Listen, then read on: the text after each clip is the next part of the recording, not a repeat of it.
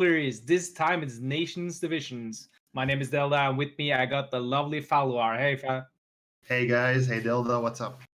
So this is a little spin on the normal house rivalries. If you've been paying attention, instead of being like the organizations, we are representing now different countries. So you can sign up for your country, and then you over a couple of weeks you will battle out in the Swiss, and then for a playoff. So today we have quite a match going on though between the German team Berlin Lethal versus the Finnish team Helsinki Masterminds.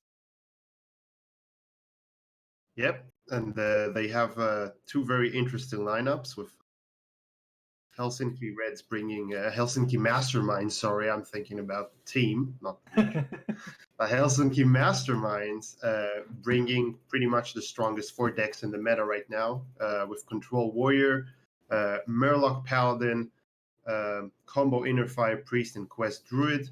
The other side, though, is a little bit more interesting. Berlin Lethal bringing the Quest Druid, but with the OTK twist.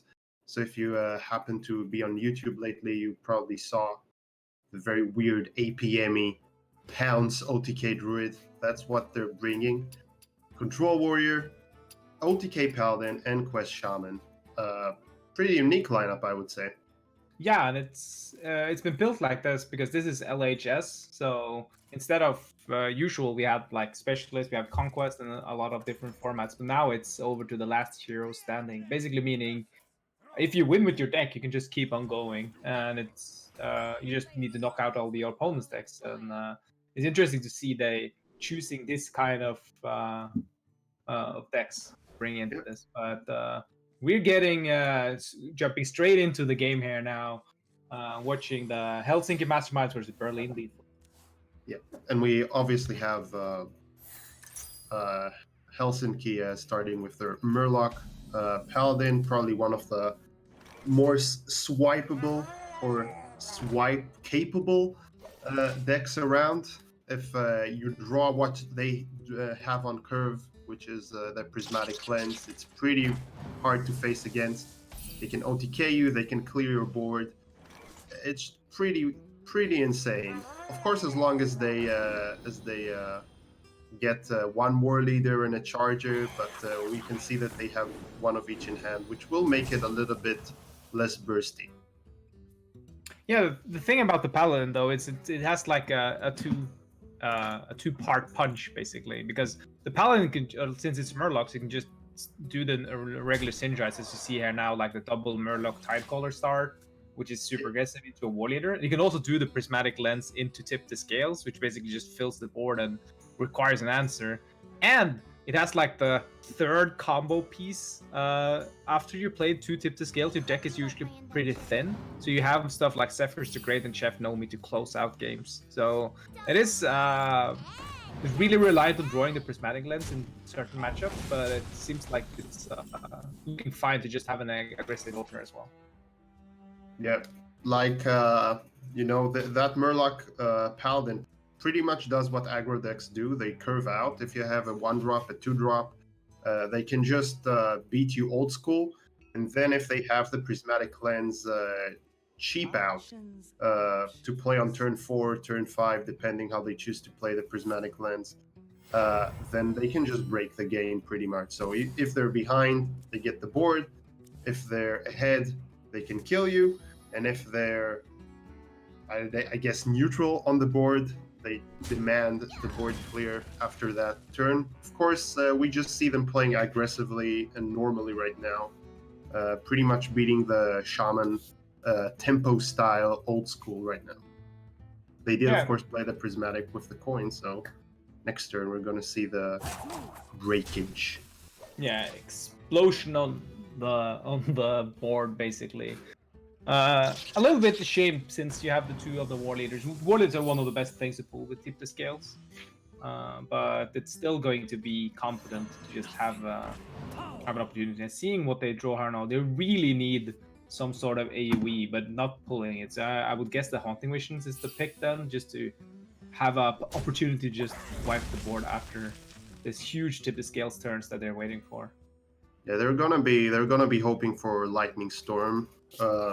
if they don't get something to deal with the board, it really doesn't matter if there are war leaders there or not. Actually, it may be even better that the war leaders are in hand, because then you can play them for the lethal rather than have them cleared up. Let's see here now. Tip the scales coming out. That's a Ooh, lot two of the damage from a one drop. Yeah, 2 of the juicy Murlocs did a 3/4 stat line, which is hard to remove even with the AoE. Mermaid and some mermaids, yeah. Just buffing this Tide Color up to an 8/2 and just smacking faces as fast as possible here.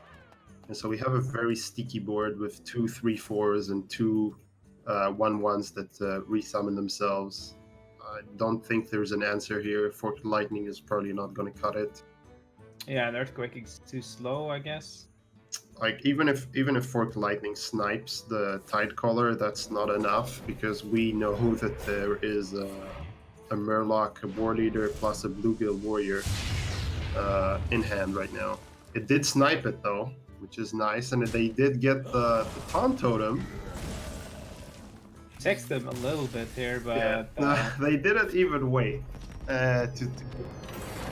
And yeah, this is the danger of basically facing this Paladin deck, because this Paladin deck just does stuff like this. So for Berlin's sake, though, they have the Warrior though, which is a great matchup versus this, because one of the things that Warrior are really good is clearing like large boards with Brawl. It also Do we clears know if like it got banned though? Do we know if they banned the Warrior?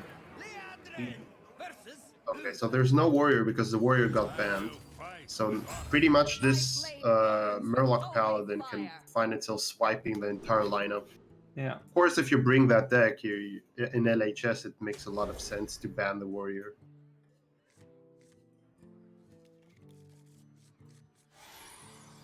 So yeah, seeing Berlin just queuing in with the Paladin, because the Paladin actually has some Pretty good. yeah, it has some actual AoE removal. The Druid has nothing basically. So yeah. The Paladin is gonna have to oh, they just play the Zephyrus there. That shows like how much they fear this little Tide Caller that pretty much soloed them last game. But we have Helsinki Masterminds here with a 1 curving into a 2-drop with the Prismatic Lens on coin again if they choose to coin it for next turn.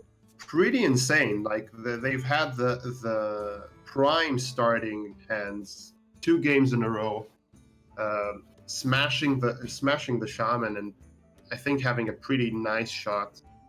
Looking at the hand of Berlin Lethal here. Just doing it again. Yeah, there's some issues here for Berlin Lethal though, because they need to remove as much as possible. They have some AoE, but a lot of the AoE doesn't come really online before later anyways. So seeing this coin Prismatic Lens once must more feel really bad. Yeah, and you hit the Hungry Crab as well, so you have a 1 mana Tip the Scales on a minion that you don't even care about. This is going to be devastating for Helsinki Masterminds, and even if they can even do like a super cute play here, because they have 4 mana, and they can even play it, kill off the 3/2, and then also buff them with the Cold Light Seer, just to remove it from all sorts of actual so she doesn't get cleared off by like Consecrate. Yeah, I think. Yeah, I think you actually traded just to buff the Murlocs. Yeah. Yeah, the thing is, you should. Oh yeah, okay. They don't do the other way around though. Then it means you need to hit the Charger to actually be able to clear. Ooh, 6/1. That goes. Yeah, that trades just because you want to make your board that much more resilient. That's just perfect. Look at this though. Everything up to 4 health and everything. And just staring down Lethal here on turn 4. And yeah, that's gonna have to be Shrink Ray. The question is. And the thing is, Shrink Ray doesn't do much because of the buffs from the. Yes, you can remove 1. But it's still a lot of damage coming in because of the buff. And then the next buff comes in, right? And then you can't Consecration it again. Wow. Wow. This just feels horrible for Berlin Lethal, just getting overrun by these Murlocs. Yeah, that's the It power feels of like the deck. classic WoW experience, basically. Just pulling one Murloc and then just getting swarmed with the rest. But this Thalnos pickup into the Consecrate is just sweet here to actually be able to clear everything off. But you're still down to 9 health. You know there's damage from hand here. Oh, that's seeing the yeah. Well, Levi burn is huge though. But this Finley is active though, and that could get spell danger. no, this Finley is not active yet. They still have to. Oh yeah. Oh yeah. Also, Zephyrus is not active yet, but it's going to be active really Very soon. soon. So as long as they flood the board and maintain pressure, then Berlin Lethal won't have an opportunity to heal for much. Oh wow, that's a high roll. Okay, Well, that's now a war leader for both teams, Yeah, but of both course teams. one paladin benefits more. You just set up here. You set up lethal. If you just trade. Do you trade though? Yeah, I think it makes sense. Yeah, because the second consecration cleared is if you don't trade. Now you. It still clears though. Like it clears the important things. Yeah, of course, but you still get to push 5 damage with the second consecration. If that's OP, but there is a little bit issue here for Berlin though. They have some tools in hand, but they need to remove so much more than they think they have. Because what they see now is 9 damage on board.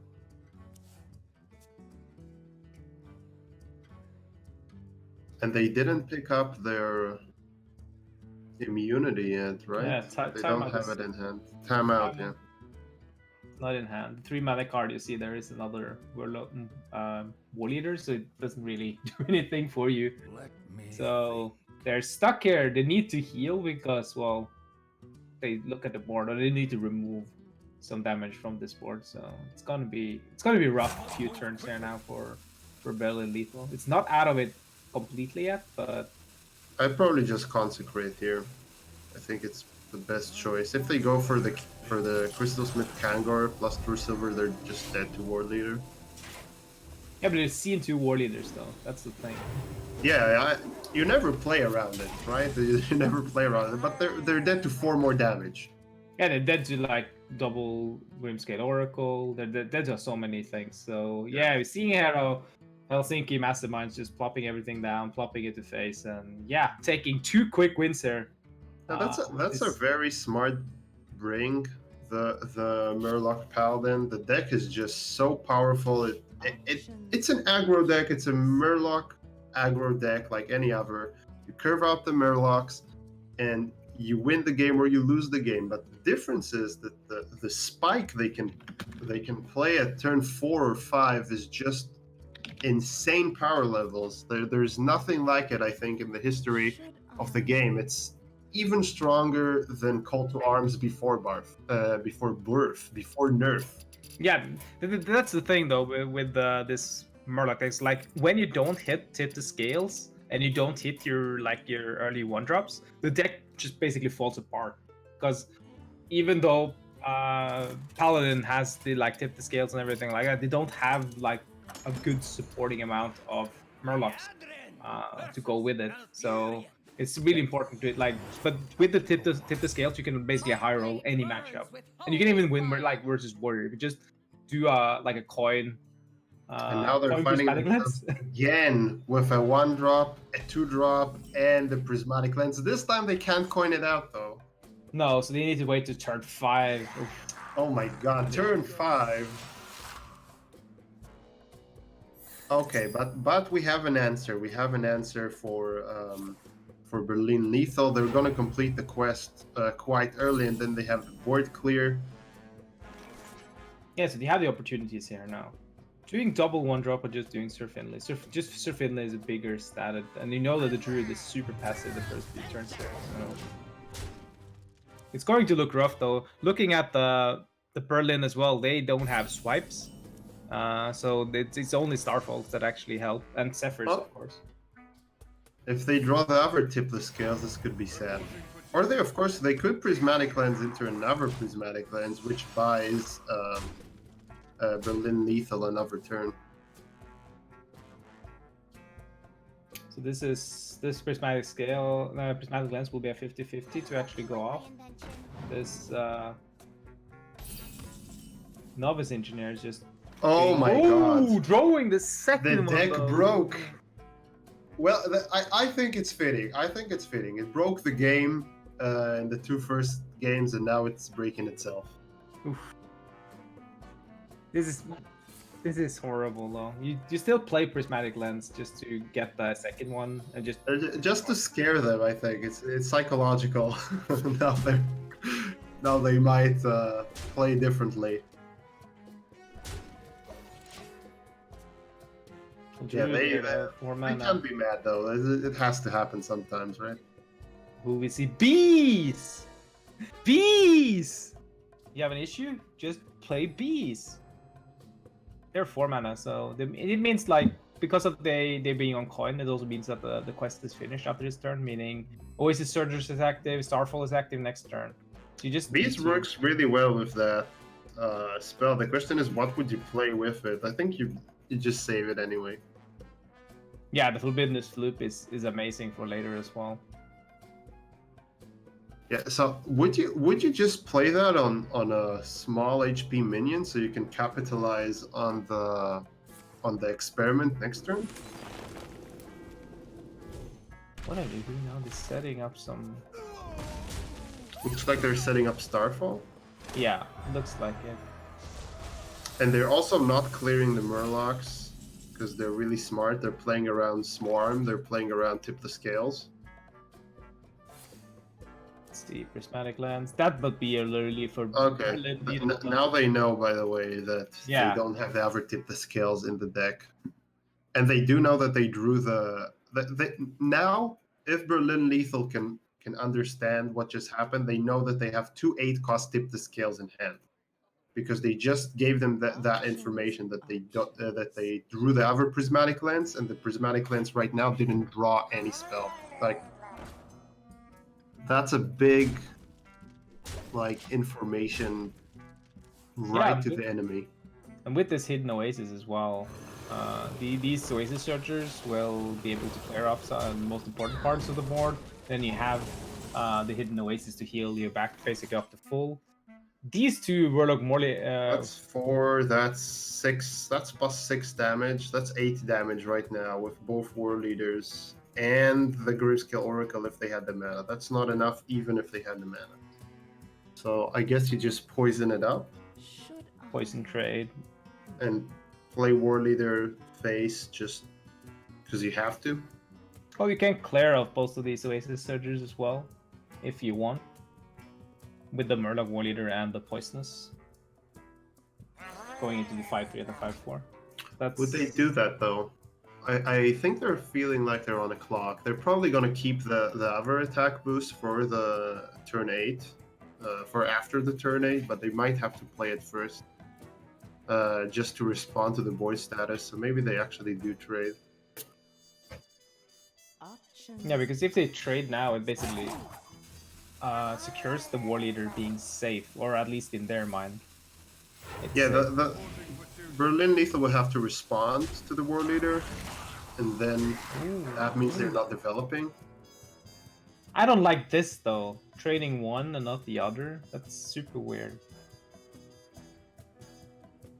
So Starfall here is a full board clear.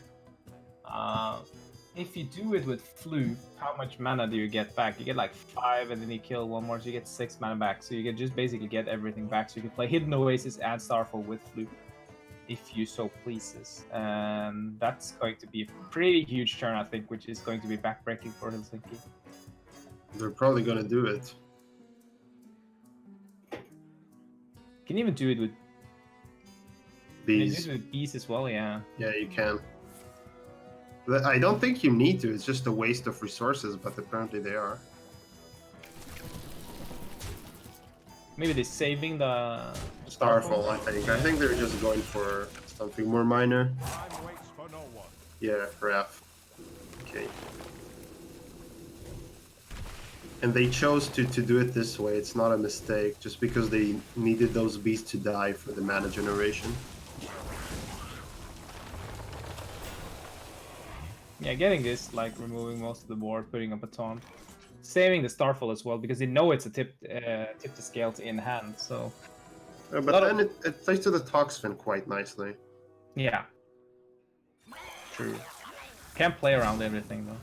Yeah, I mean it's an okay play. I would have just rather it clearing the board up because you know that next turn is turn 7, and you know they have 2/8 cost, tip the scales in hand.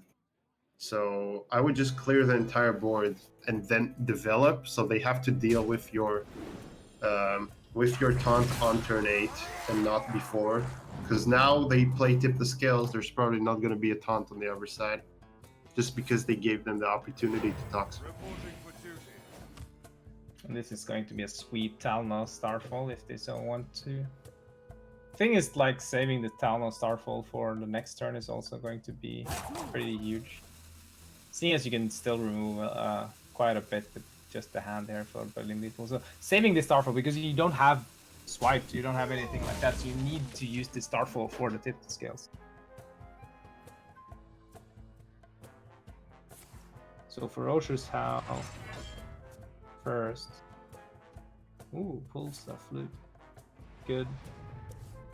Just going for the passive play here. Just getting some armor, removing some damage from board, and just, well, if you're gonna tip the scales, you're only gonna get 5, and then I'm gonna clear it, and then you're back to square one. Well, you have another tip the scales, and that's probably gonna empty your deck, and then you can No me or something. Zephrys or yeah. Get a Tyrion. Ooh, getting double charger though. It's good, but it's Yeah, it's not enough. no. Far from it. Like I think Helsinki's only Ooh, out. the second Starfall though. That's huge. So Yeah, they don't need Thalnos. oh, they don't clear everything if they don't Talnos, but I think they clear enough. I think they play it. Like, what are you saving that for? Like, Yeah, you it's have another card draw. Starfall. Yeah, and it's card draw, so Yeah. it's good. And since they're also pulling out 2 minions now from the hand, it's going to be less Murlocs. I'm not even sure if it's like 7 Murlocs left now. Well, we're gonna find out. Do you play the Tidecaller first? Yeah, obviously. Get it buff as possible. The deck is getting thin though, which is also. I was thinking there's just one Murloc there because of the delay. Yeah, okay, that's not too bad. Yeah. Not too bad. It's gonna get cleared, but it wasn't too bad. Yeah. Okay. Question now though, the deck is quite thin though, so they don't have anything for Nomi, which is an issue. Unless they get Zephyrs, of course. Zephyrs can always find the clear, but then you need to draw a couple more cards. You have a couple of duplicates like the Crystal Merchant. This is good though. Yeah, I mean the 2 Thalmoses or Thalmos High, whatever, are gonna get the draw they need, and also I don't think Helsinki can really do anything about this anymore. Okay, so if they want to develop the maximum amount of tempo, they're gonna have to play the Hungry Crab first, or else they'll have to eat their own stuff. See the Fish Flinger gets 3-2. That's pretty high pretty high roll, even though if you have no Murlocs. A 3-2 is decent. Yeah. It's better than the average Murloc for sure in terms of stats, but still pretty bad. I think what they were really hoping for, like what they had to get here, is the Shaman one that creates more Murlocs. I don't remember his name. Why am I assuming his gender? Maybe it's like a she Murloc. Let's see here. Going for the draw here. Oasis Surger. Oh, that's perfect. Makes you able to clear along with the beast if you want to. Yeah, even without the bees, you just clear. Yeah. Then you can also sack some face. You want to develop as big as board as possible as well, because that means when the the hand is empty or the deck is empty and Nomi comes down, you can actually just kill them. Hey, Hungry Crab is gonna get value. Woo. At least. It's gonna eat a 3/4. That's pretty nice. That's the combo though. Fish Flinger giving the other opponent the Murloc, and then you just Hungry Crab it. That's a. Hey, we got something. Zephyrs is good. Twisting Nether, I guess. What else does he want? Flame Strike. Flame Strike allows him to eat the Murloc first, so I think you go for Flame Strike, right? Yeah, you clear almost everything, don't you? Except Torn. Is there something they don't clear? I don't know. The Styrian is hiding. Yeah, you don't clear the 3/5, but they're still going for it because they want the extra tempo. That's the point. Yeah, they want the stats. Zephyrs is good. Oh, there's a Nourish though. Nourish is huge because that makes you able to draw even more cards and get your Zephyr. And now Zephyr is active, so you have an answer for a Nomi board. Playing everything out there though. War Druid, Lodi, the Merchant, everything just coming down. Even planning to use the Pounce to clear off. Yeah. Just being able to well, basically lock down everything and say to the Paladin that you can't do anything versus me. And it seems like we will be going to game number 4 really shortly here. Yep, but this time Helsinki would be able to choose a deck that counters the Druid the most. Yeah, but what is countering the Druid? Isn't Druid beating everything? Well, that's the theory, but that's not a regular Druid, right? That's true. That's meme Druid. This is an Meme Druid is not meant to make it. I think they're just gonna go for their own Druid to counter it. They're gonna go for their regular OP Druid with Chef Nomi scenarios Forest and just get him that way. Like the OTK Druid probably doesn't have enough cards to actually deal with the massive Druid boards that normal Quest Druids can create. And we're already dissecting the next match because we are pretty much seeing no hopes for Helsinki this game.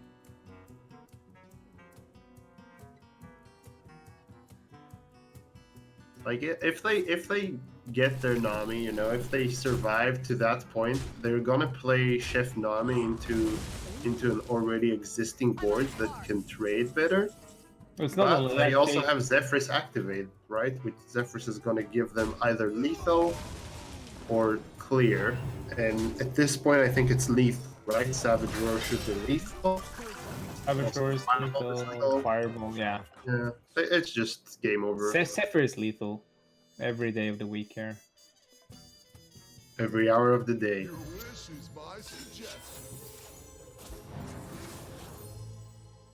Wow, I really... Oh my god. Just Fireball it. Yep.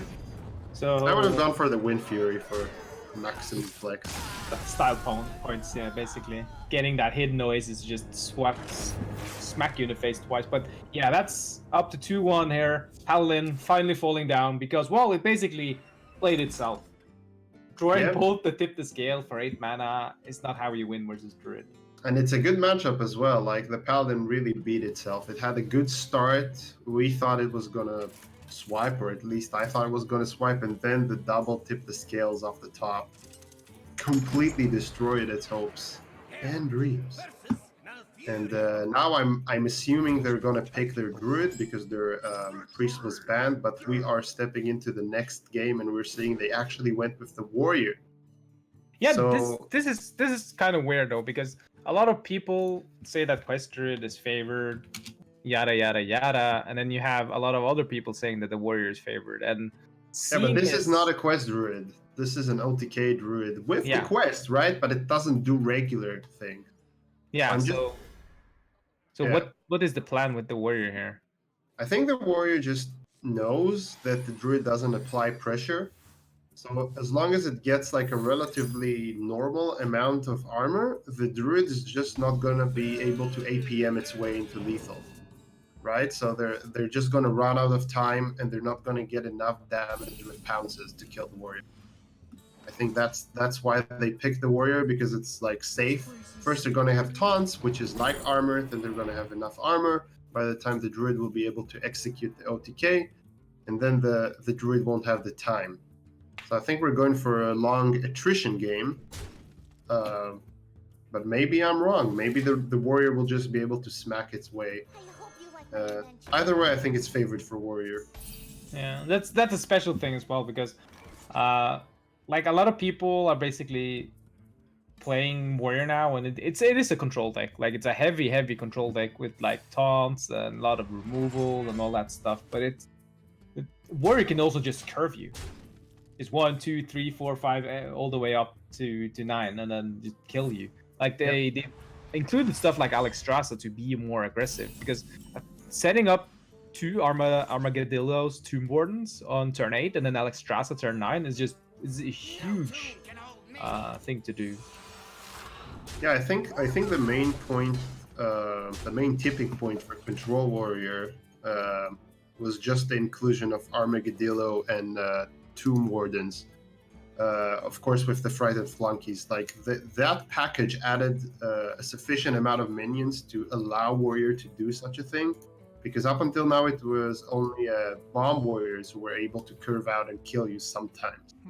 But now Control Warrior is more minion based, and it can do the same, and it's pretty intimidating. Even with the Dr. Boom nerf, the deck just stomps on aggro. It doesn't really need that Dr. Boom early, and this Druid, is probably not going to be able to get the board to do some extra damage to the warrior face. So the OTK here is going to be very.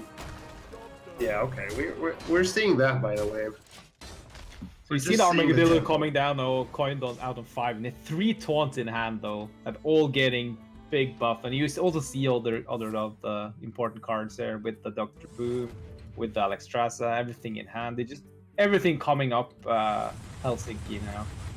It's gonna get cleared up. Almost, yeah. Except the small little mummy. Berlin Ether has a really good hand, though, if we're completely honest. Double Nourish is really good in this matchup, because you want to try and rush your OTK as fast as possible before the warrior gets a chance to accumulate armor. The problem is that even once they draw the cards, they have to spend them, because they can't allow themselves to copy a bad hand with the least. They have to copy really exact amount of cards. So in that way, it's really similar to Mecha'thun Warrior, where unlike Warlock that can cheese out, the Mecha'thun, like go 1 expansion back or 1 rotation back, then the Warrior actually has to spend the cards that they have in hand.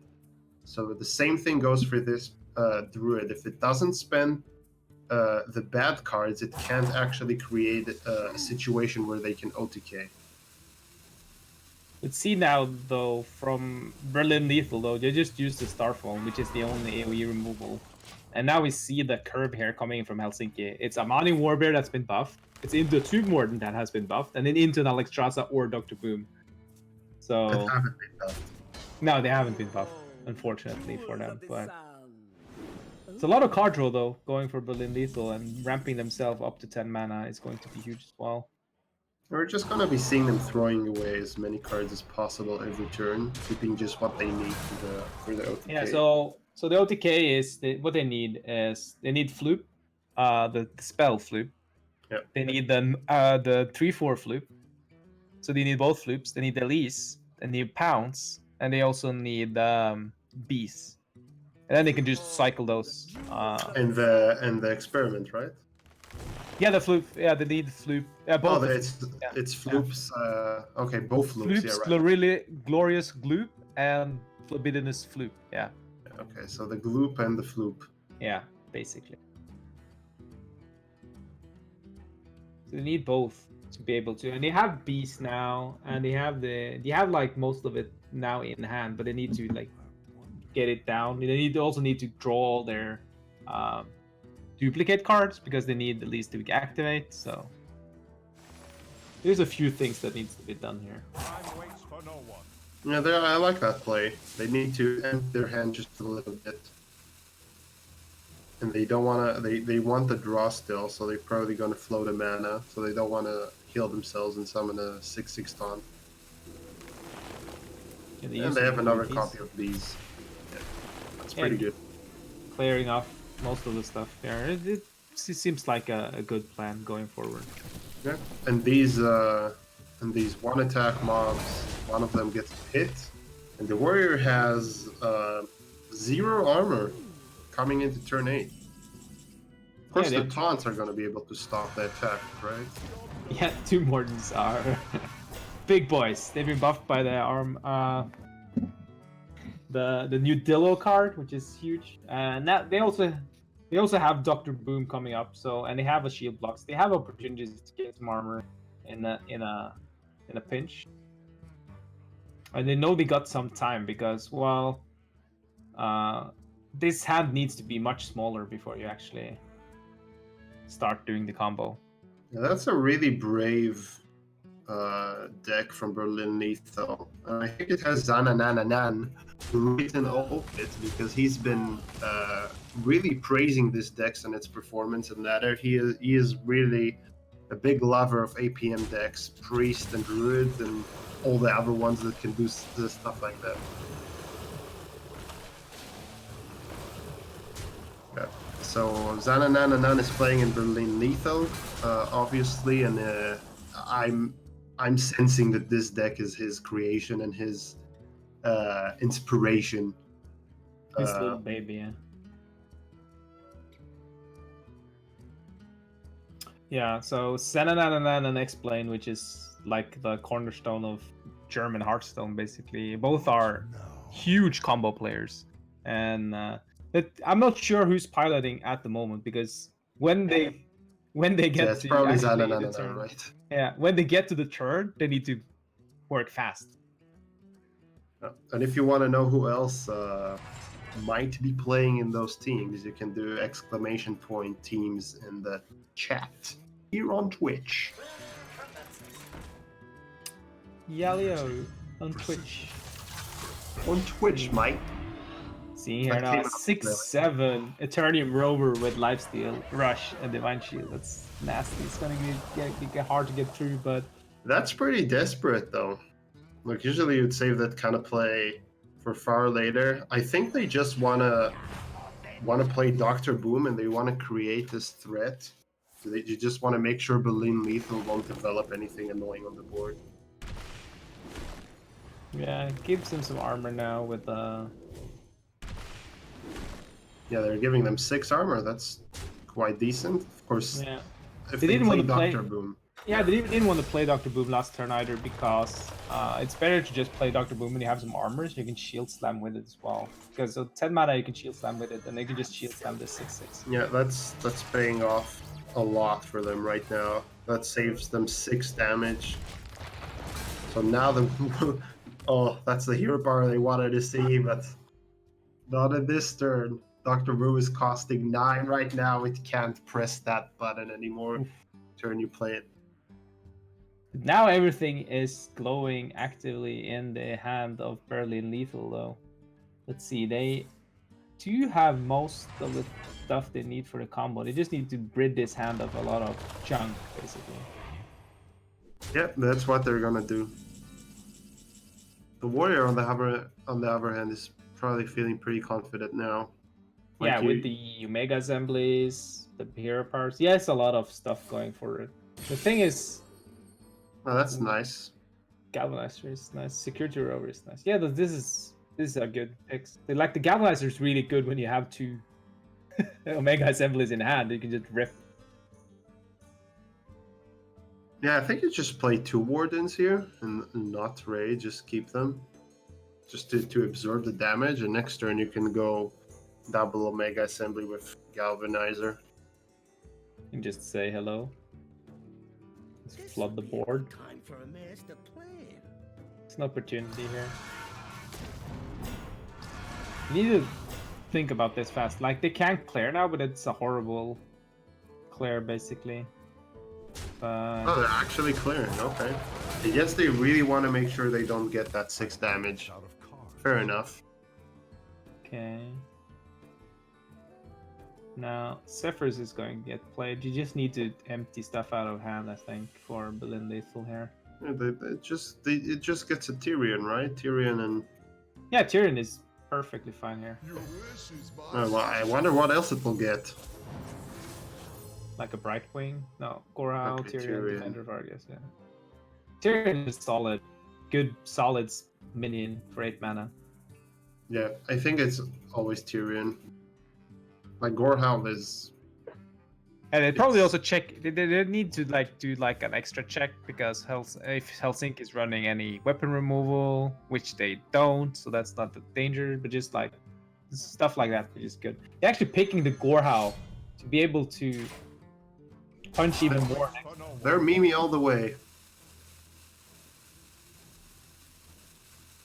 So I guess they're just like really in a hurry to cut down the time it takes them to OTK the warrior. They're really afraid they won't have time to do that. So I guess that's the 100% thing can always damage the warrior's face. I don't like it though, because Tyrion also gets you a weapon. Yeah. Just 2 attacks less. Can attack more times. And it's a minion. So here now for the warrior. These are amazing pickups. Like Steambot isn't that great. This would be a good time for a What they want to find are taunts.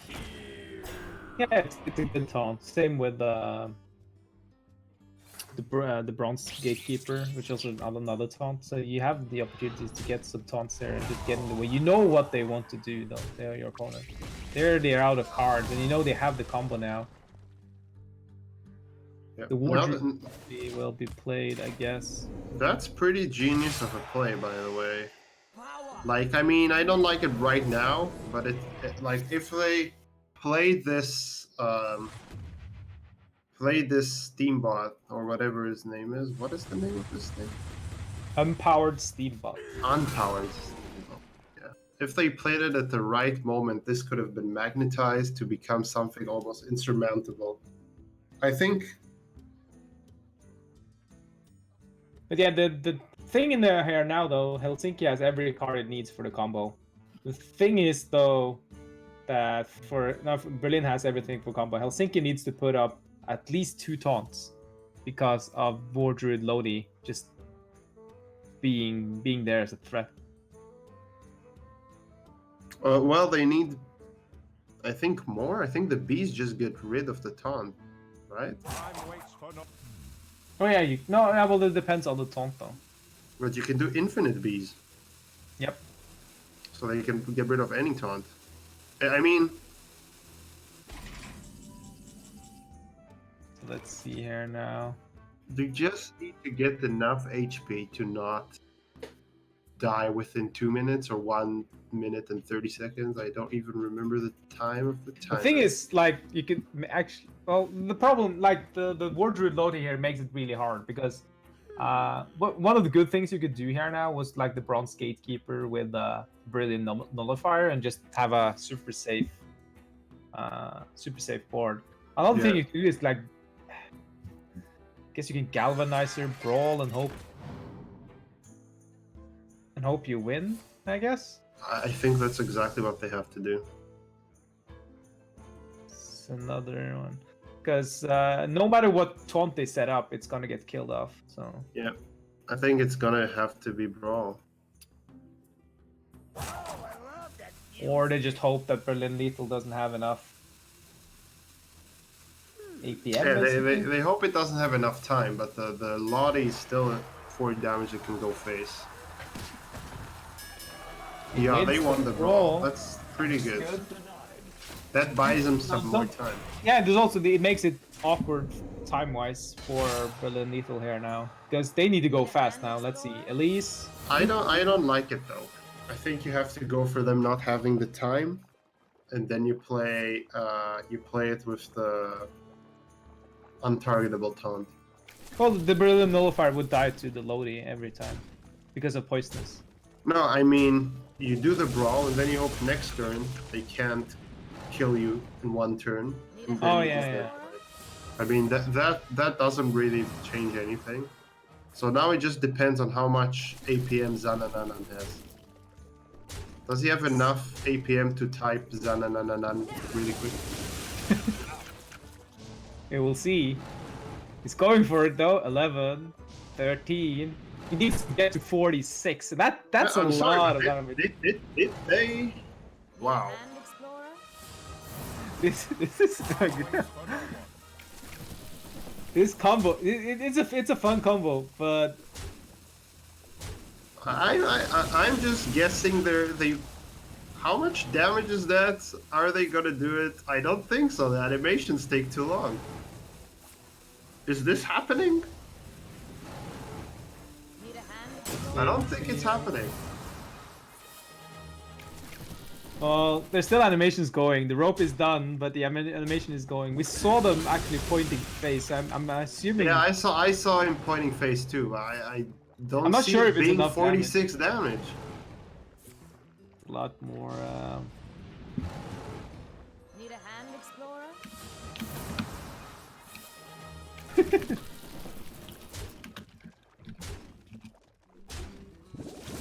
It's going to be interesting to see though, because it's growing 29. I mean, how fast will Sananan be? Like he knows like to cheese out the animations, I guess. No, that's not enough. They made it to 33. Okay. Need a hand Explorer? Well, they're gonna have another shot, right? They're gonna have a couple more damage in hand.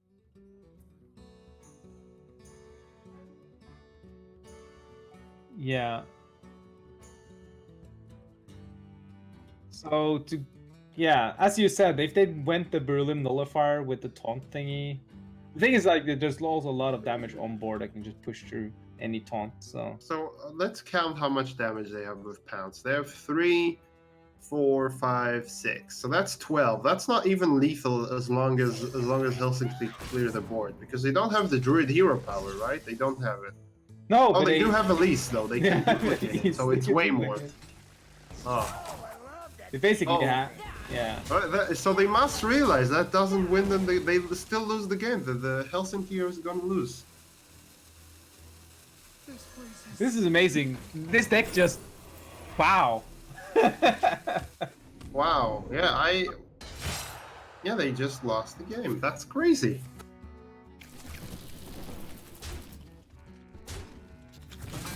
Because you're still infinite. Oh, you don't infinite because you don't have Floop anymore. But you can do like tons of. No, powers. you're not infinite in a single turn, but you're infinite in general because you have Yeah. Elise into Elise into Elise. I mean, the thing is, if you can get the board and have one taunt there to stop the damage from bees, then you win the game. That's, I think, the turn that lost them. I think that turn where they decided to play the 1/5 taunt and magnetize it on the galvanizer is missing that small window of opportunity you have to win this game.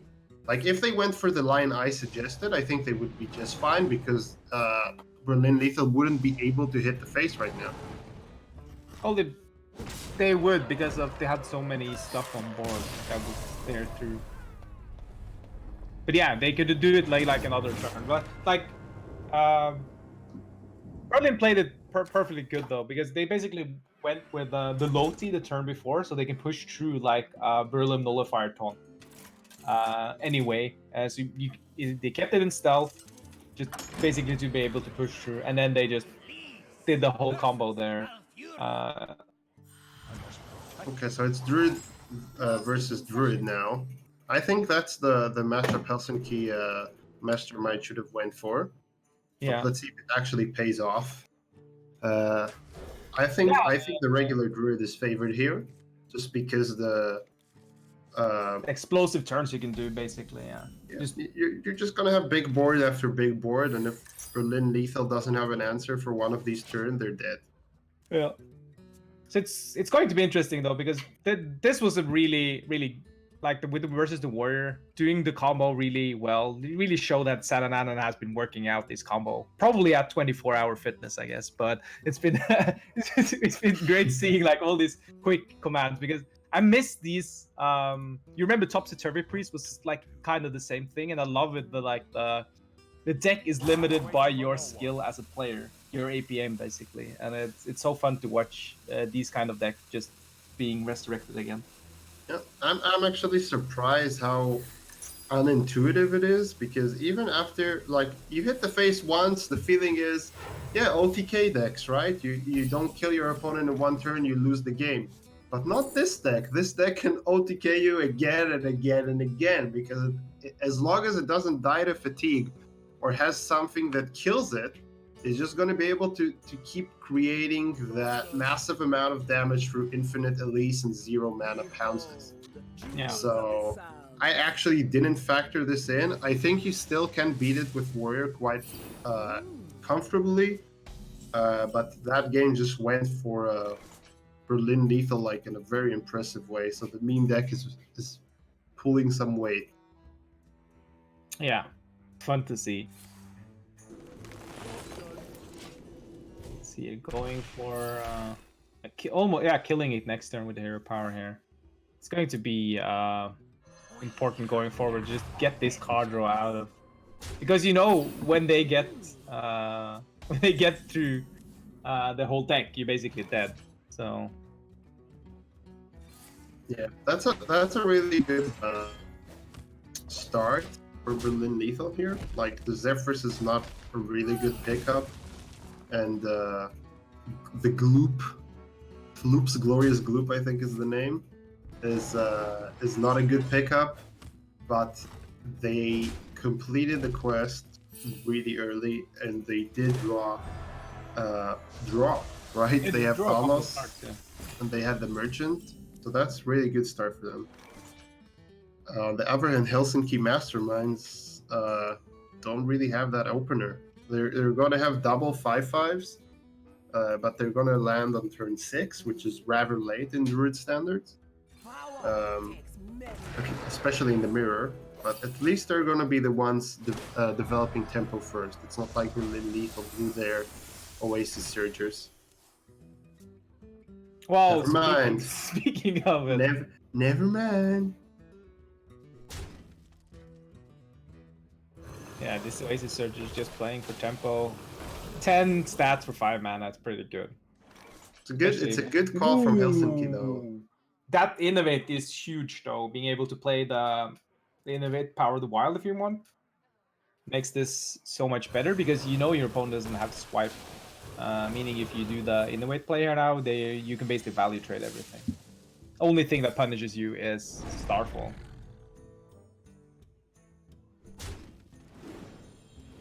Going with it like this as well, killing off the Water with Lodi, but it's still good enough. Just having a decent sized board here is 16 damage on board, is basically half your health. And there's no Starfall. No. And probably one Zephyrs, beast is gonna go away here. Yeah. You can't use both, so it's a bit shame, but yeah, I'm building a huge board here. And the second Oasis Surge is gonna come out. Let's see what the top deck is. It's a Nubicept Defender, doesn't do anything at the moment. But this Oasis Surge means that you can start clocking them face as well.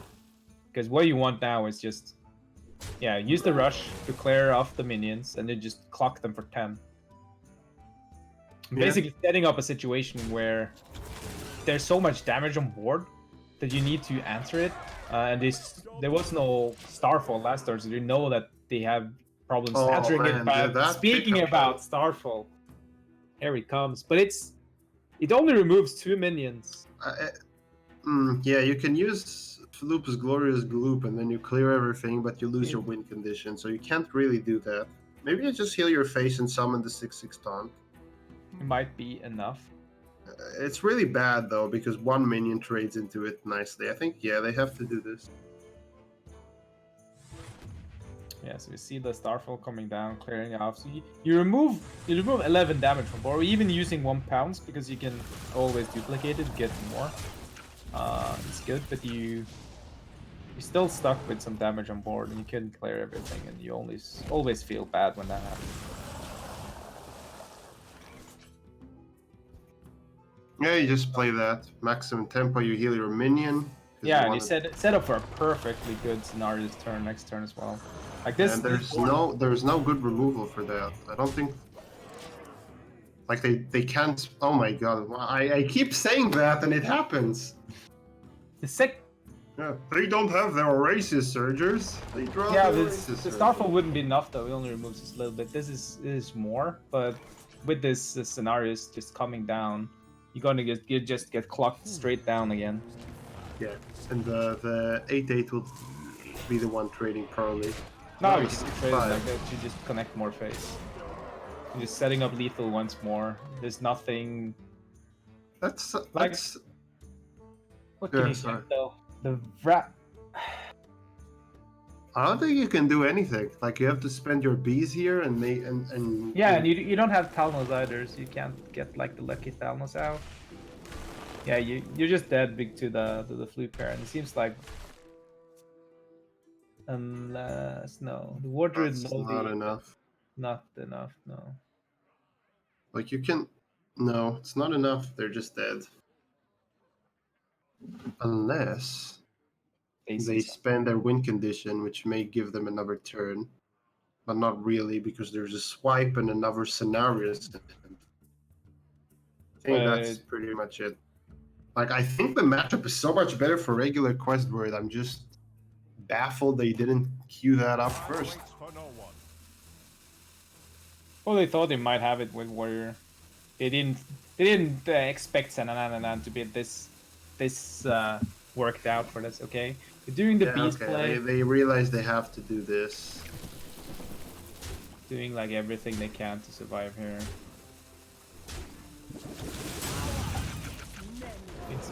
It was a bit too late though. Oh, I think they got everything through here, so they on board they're alive. But On board they're alive. But the scenarios plus swipe is just lethal.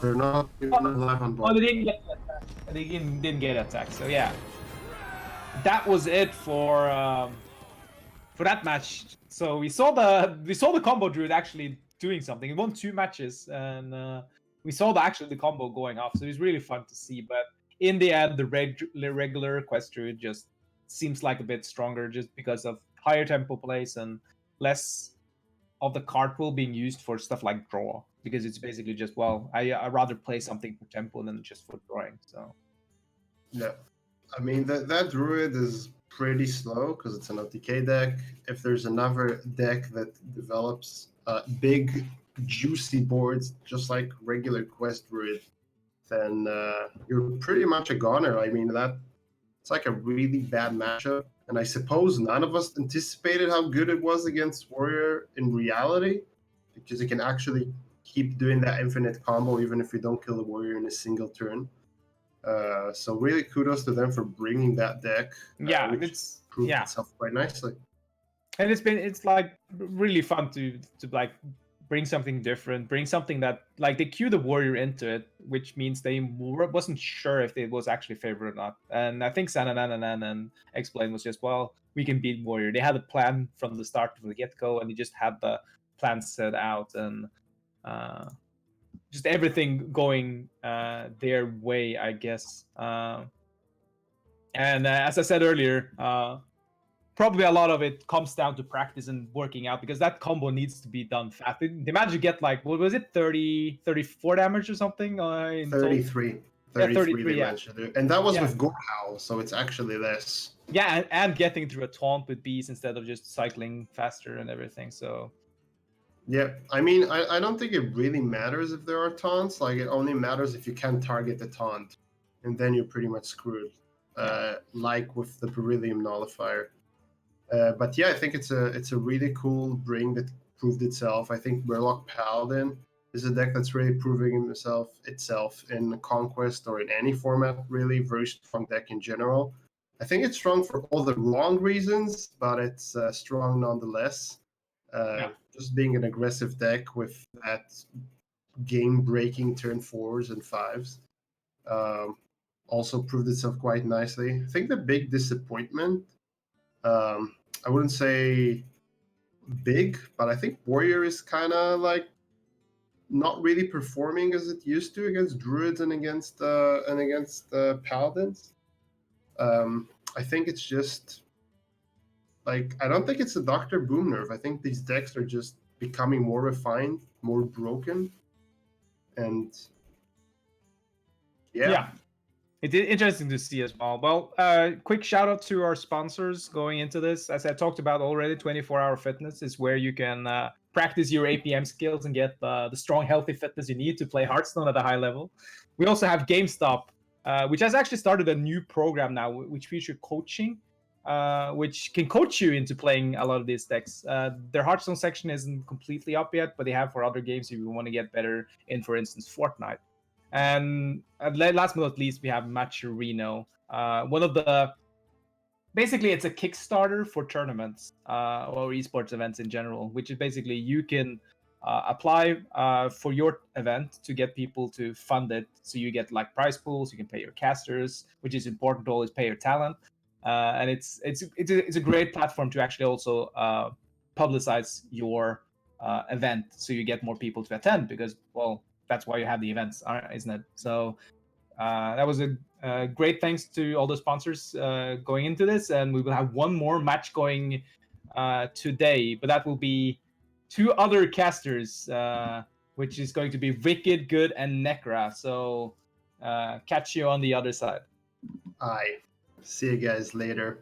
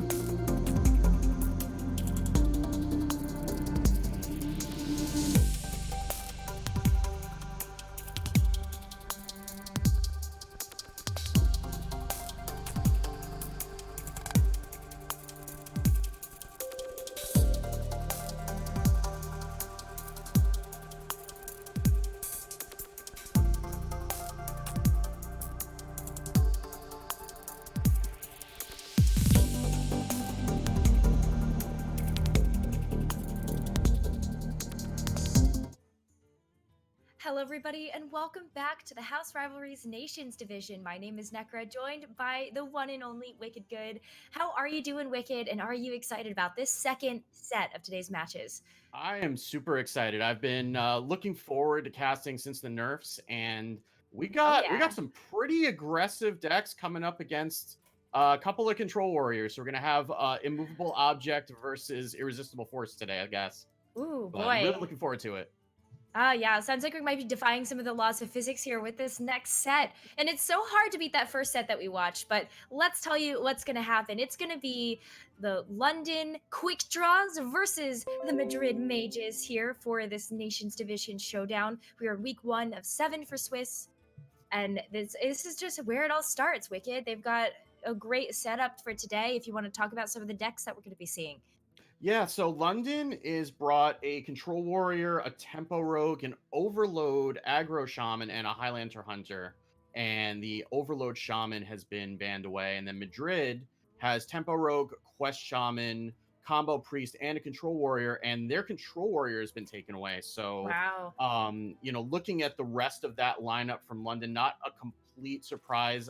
I'm appreciating from a caster perspective not having to cast a Control Warrior mirror. Yes, yes, bless. So I thank them for that, but it's looking at the rest of their lineup with a very aggressive lineup, I mean, even the Highlander Hunter being a fairly aggressive deck, looking at those choices, and it looks like we're going to go right into game, and we're going to see a Rogue Mirror to start off with.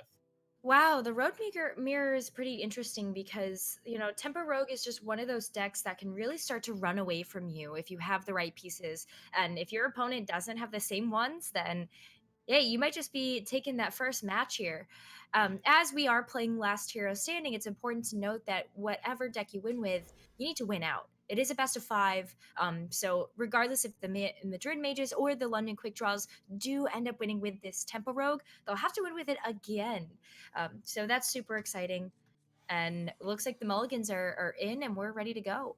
Yeah, looks like a little bit of an awkward start for Madrid, not really having a 1-drop, whereas London's going to have that Pharaoh Cat on 1, and hopefully they don't get the card that gives all your opponent's minions over reborn, because that's the one low roll out of this. But generally, pretty good options, and Micro Mummy to curve right into is really good for them. Oh, that's super strong. I mean, any of the reborn minions are so pesky when you think about that as a mechanic in the game of Hearthstone. Not only do you have to remove it once, but you also have to remove it again.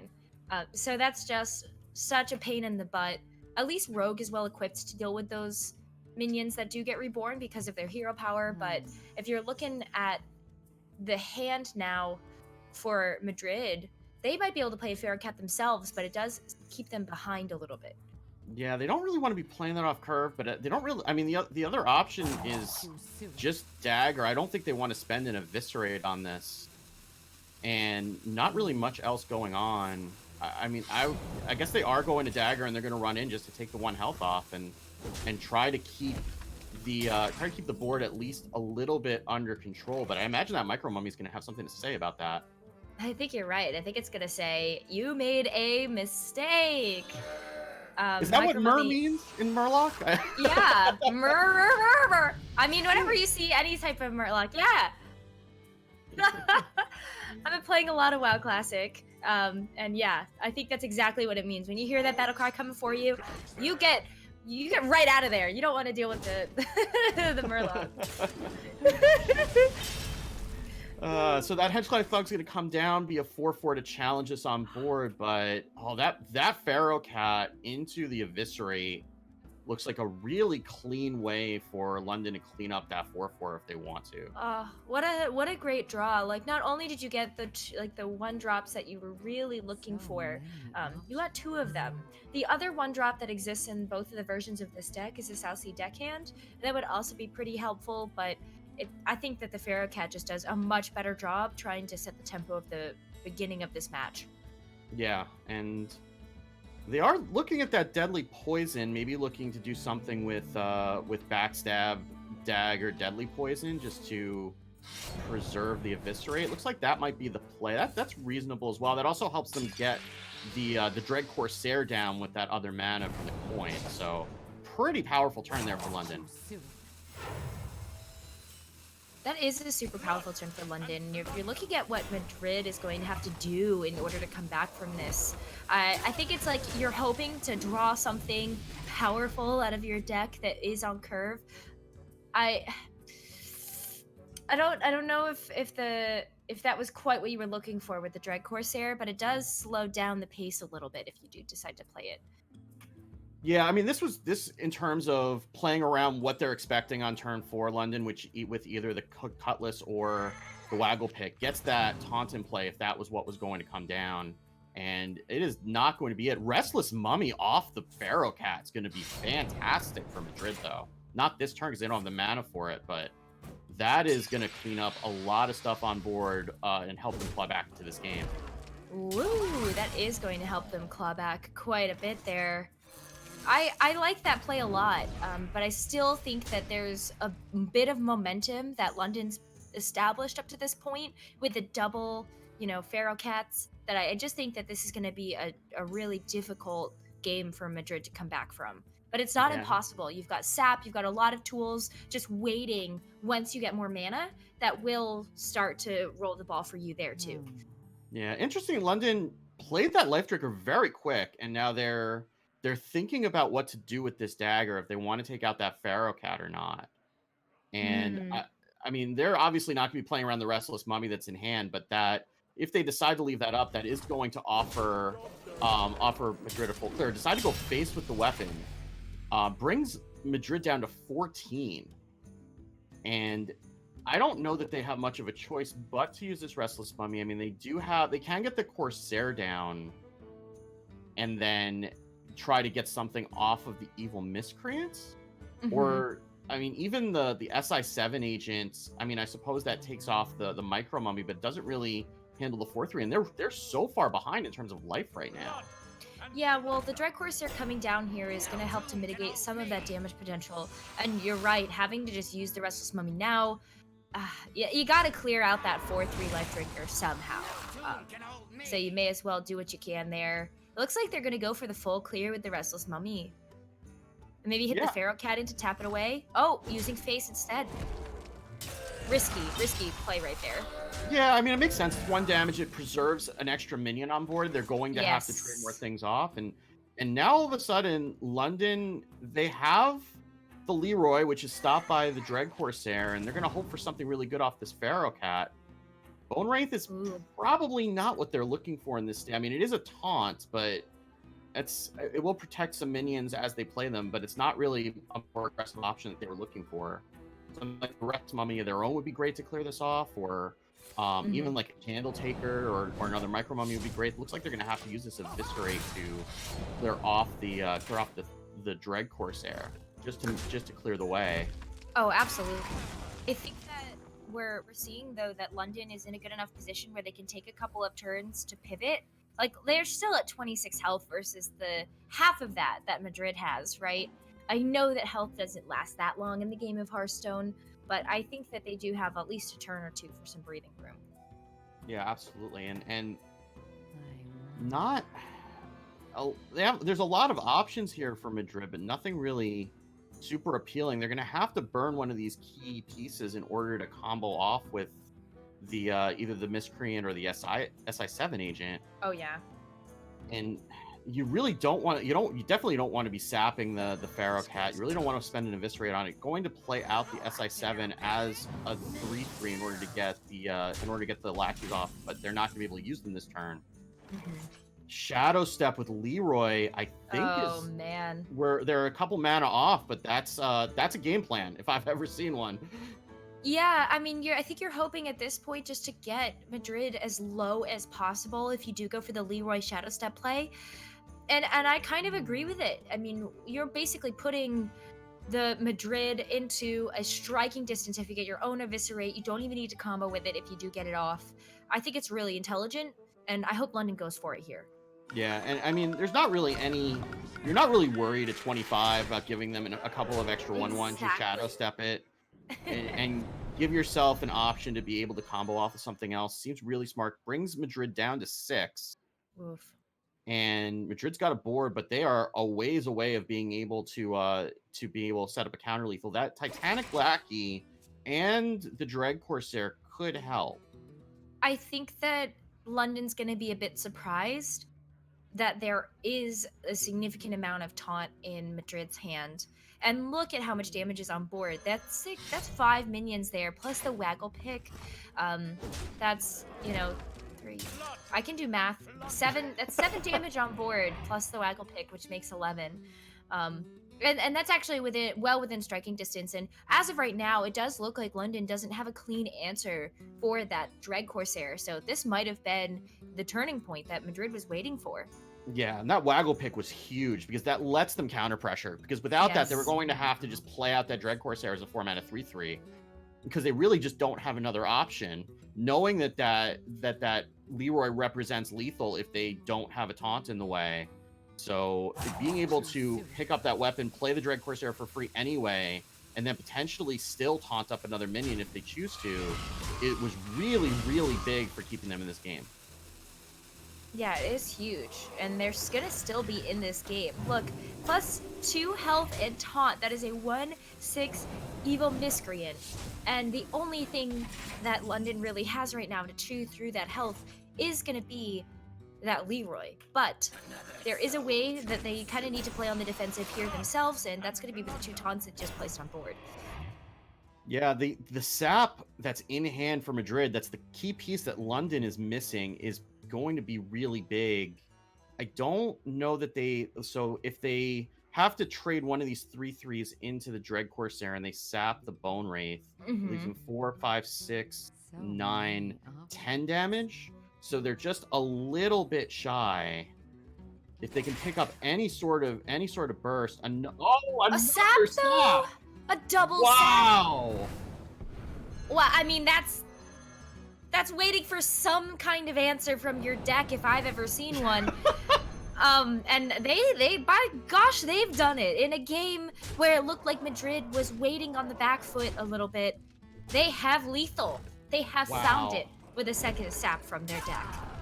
Wow, Madrid was behind for that entire game up until the next to last turn, and just find the second sap and just find those last 2 top decks. And I mean, when you're playing an aggressive deck like that, sometimes you are just playing off the top of your deck and playing to outs, and that waggle pick into second sap just completely rescued them, and really great from them playing to that out and being able to set themselves up to be able to take advantage.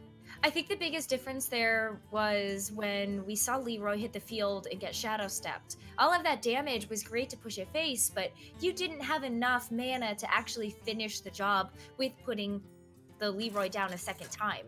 And in that instance, we saw a nice comeback from Madrid where they were able to play some of those taunt minions, and they were able to kind of re-pivot that towards their favor. So really proud of Madrid. Now they get a chance to play that deck again and see if they get a little bit better luck in the early game here. But they have a tough opponent here in London's warrior deck. That control warrior is going to be really difficult to play against. Yeah, that's going to be the natural predator for this rogue, just because the amount of taunt, the amount of armor. If Dr. Boom Mad Genius comes down, it does come down a couple turns later, but it's still just as much of an impact when it does come down. And Madrid's going to be looking to get underneath this warrior, try to use things like the hooked scimitar that we can see in hand. They can coin that out on turn 2 and start hitting face for 4. They can pair that up with the Hench Clan Thug on 3. So this is the kind of curve that they're looking to get in. They get a minion on 1 to contest the warrior 1-drops, and then they can just start putting their foot on the gas pedal and try not to let up and hope that that's enough to get them over before warrior can stabilize. Absolutely. And this is a tough start, though. If Madrid's game plan really is to get that nice curve, you have to deal with these Eternium Rovers from London first. That's going to really amplify the health pool there for London. So I'm a little nervous about the beginning game of this, but I think you're right about turn 3 or 4. We're going to see some fireworks go off here for Madrid. Yeah, it's going to be very interesting to see if they want to play a 1-drop here or not, because it's going to just heal London for quite a bit. I mean, if they're, as you said, if they can just bump this Eternium Rover into a Pharaoh Cat twice, that's going to undo what the hooked scimitar is going to do for them. But you know, don't really, you know, throwing caution to the wind, play that Pharaoh Cat out. I believe that's a Candle Taker that they just picked up, which is a pretty good offensive tool for themselves as well. And another Eternium Rover coming out for London, which is going to present some problems for Madrid in this early game. Yeah, absolutely. The double Eternium Rover is always something that the warrior loves to see and your opponent hates. And I think that there's a couple of surprises, though, that Madrid's coming up on that the warrior's not going to be too pleased about either. I mean, they're mulling around in their hand right now. Do I use the coin? Look at all these tasty 3-drops that I have here that would be able to get me some type of leverage in this matchup. And I almost kind of feel like you do go for one of those 3-drops right now. But it's kind of a toss-up whether you go for the Hooked Reaver, you go for the Hedge Clan style, just try to set it up and see if London has any sort of answer for it.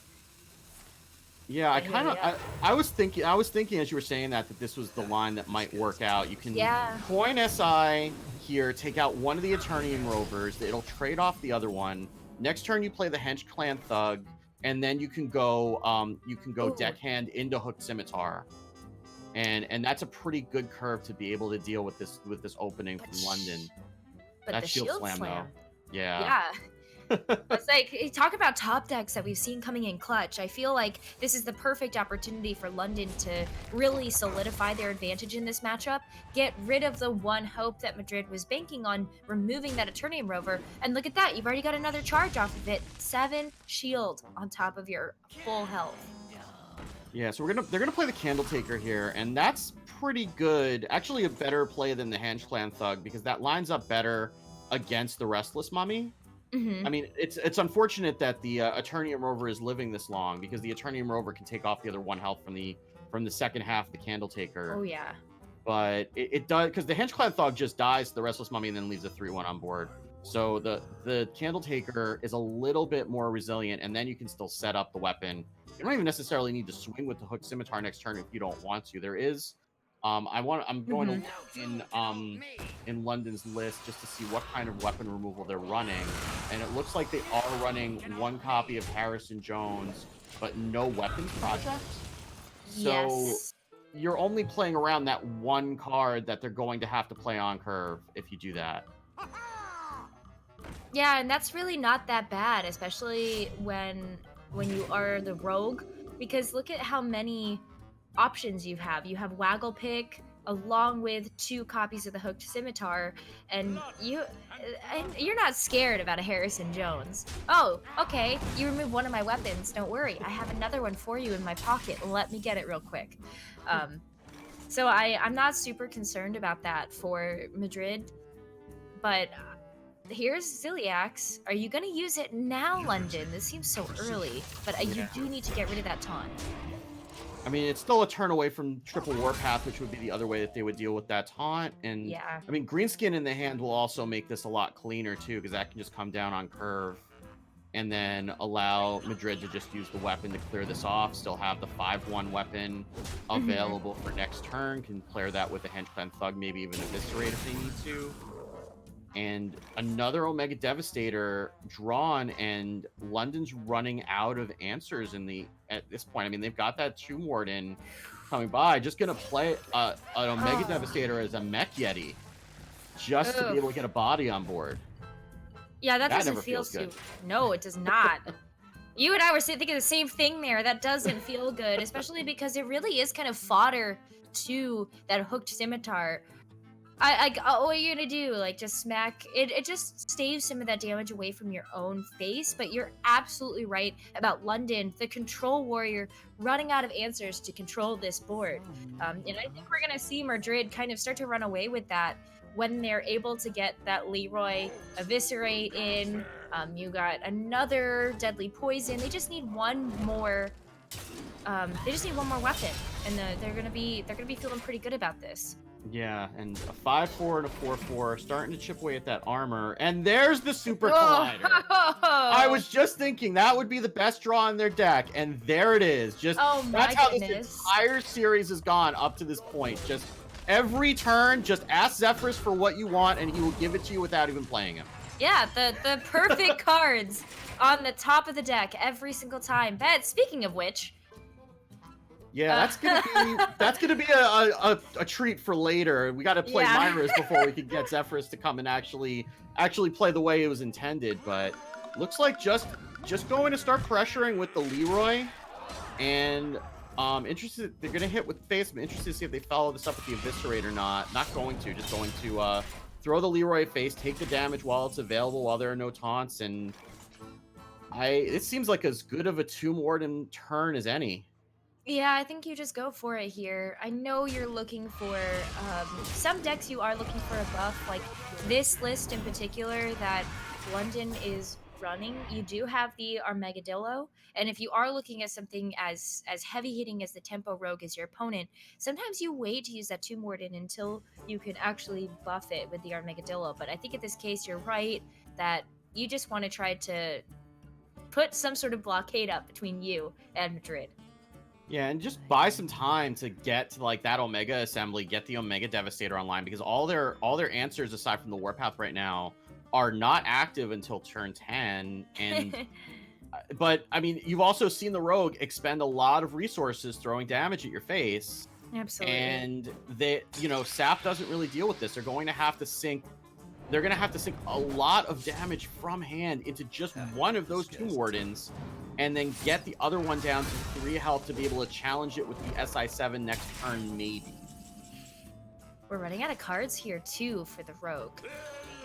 So this is a little sticky. I think that London did play that Tomb Warden right when they needed to, and the Restless Mummy is gonna help so much that you just got from that Town Crier. Yeah, this is where the Warrior's going to start to stabilize. The Rogue now is going to be looking for Myra's Unstable Element. Sap is Not what you want really, here. not against a Tomb Warden. No. No, you do not want that reset. And all of a sudden, the Warrior's on the offensive just because of how many times that the Rogue has had to bash their face into those taunts. And Snip Snap is... I mean, they can play all 3 of those Snip Snaps right now and just build a big board that the Rogue's going to really have a hard time dealing with. I think you go for it. Like a lot of times when you see Snip Snap played, it's 2 tall and 1 wide. I think you just go all wide here and go for it. Yeah, To be like, hey, this is what you got to deal with. Yeah. The Rogue's not playing anything like Fan of Knives or anything like that. I mean, with Vanish gone to the Hall of Fame, there's really no way for Rogue without playing Burgle effects to deal with a wide board like this, and they're already down to 9. They may, Whew. and I mean a second Sap is just like against this time. board is awful. It's Yeah. not what they want. Just like last time, but different conditions, and that double sap is nope. Double sap is not what you want to see there, so it is going to be a forfeit there on that one. But this means that the Control Warrior has to deal with some other heavy hitters, and I don't know how it's going to fare against some of the other decks in London's lineup. Yeah, so they're going to have to deal now with the Quest Shaman and the Combo Priest, and those are... The Quest Shaman can kind of go either way, depending on what the opening looks like for the Shaman and how early the Warrior gets stocked with Boom. The Combo Priest is probably going to be a problem, but it looks like the Combo Priest is going to be for later. We're going to see that Quest Shaman going up against the Warrior now, and on the play, not necessarily where you want to be with the Quest Shaman, just because you lose that 1 card in your mulligan, and a Giggling Inventor and a Sandstorm Elemental against a Warrior are not what you want to be starting out with. Imagine they would probably ship everything away but the Quest to try to get some Lackey generation, and this is a pretty good opening toolkit for the Warrior before they've even chosen to mulligan. This looks almost like it could be a full keep. Yeah, I really like where London is in terms of their mulligan, and I think that they are kind of battling with themselves a little bit. I know I probably should keep the Town Crier and the Frightened Flunky, but what about those 5 drops? So you'll see that the Brawl gets mulliganed away here. Omega Devastator, probably not a pickup that you would want in that slot, just because you probably don't want to play that for tempo here. You want it for some of the bigger minions that Shaman can come up with. You've got Mogu Flesh Shapers plus Swamp Queen Hagatha, Giggling Inventor, all of those things, great targets for that 10 drop Omega Devastator play. But this is a pretty strong start here for Madrid as well. on the other side of the board.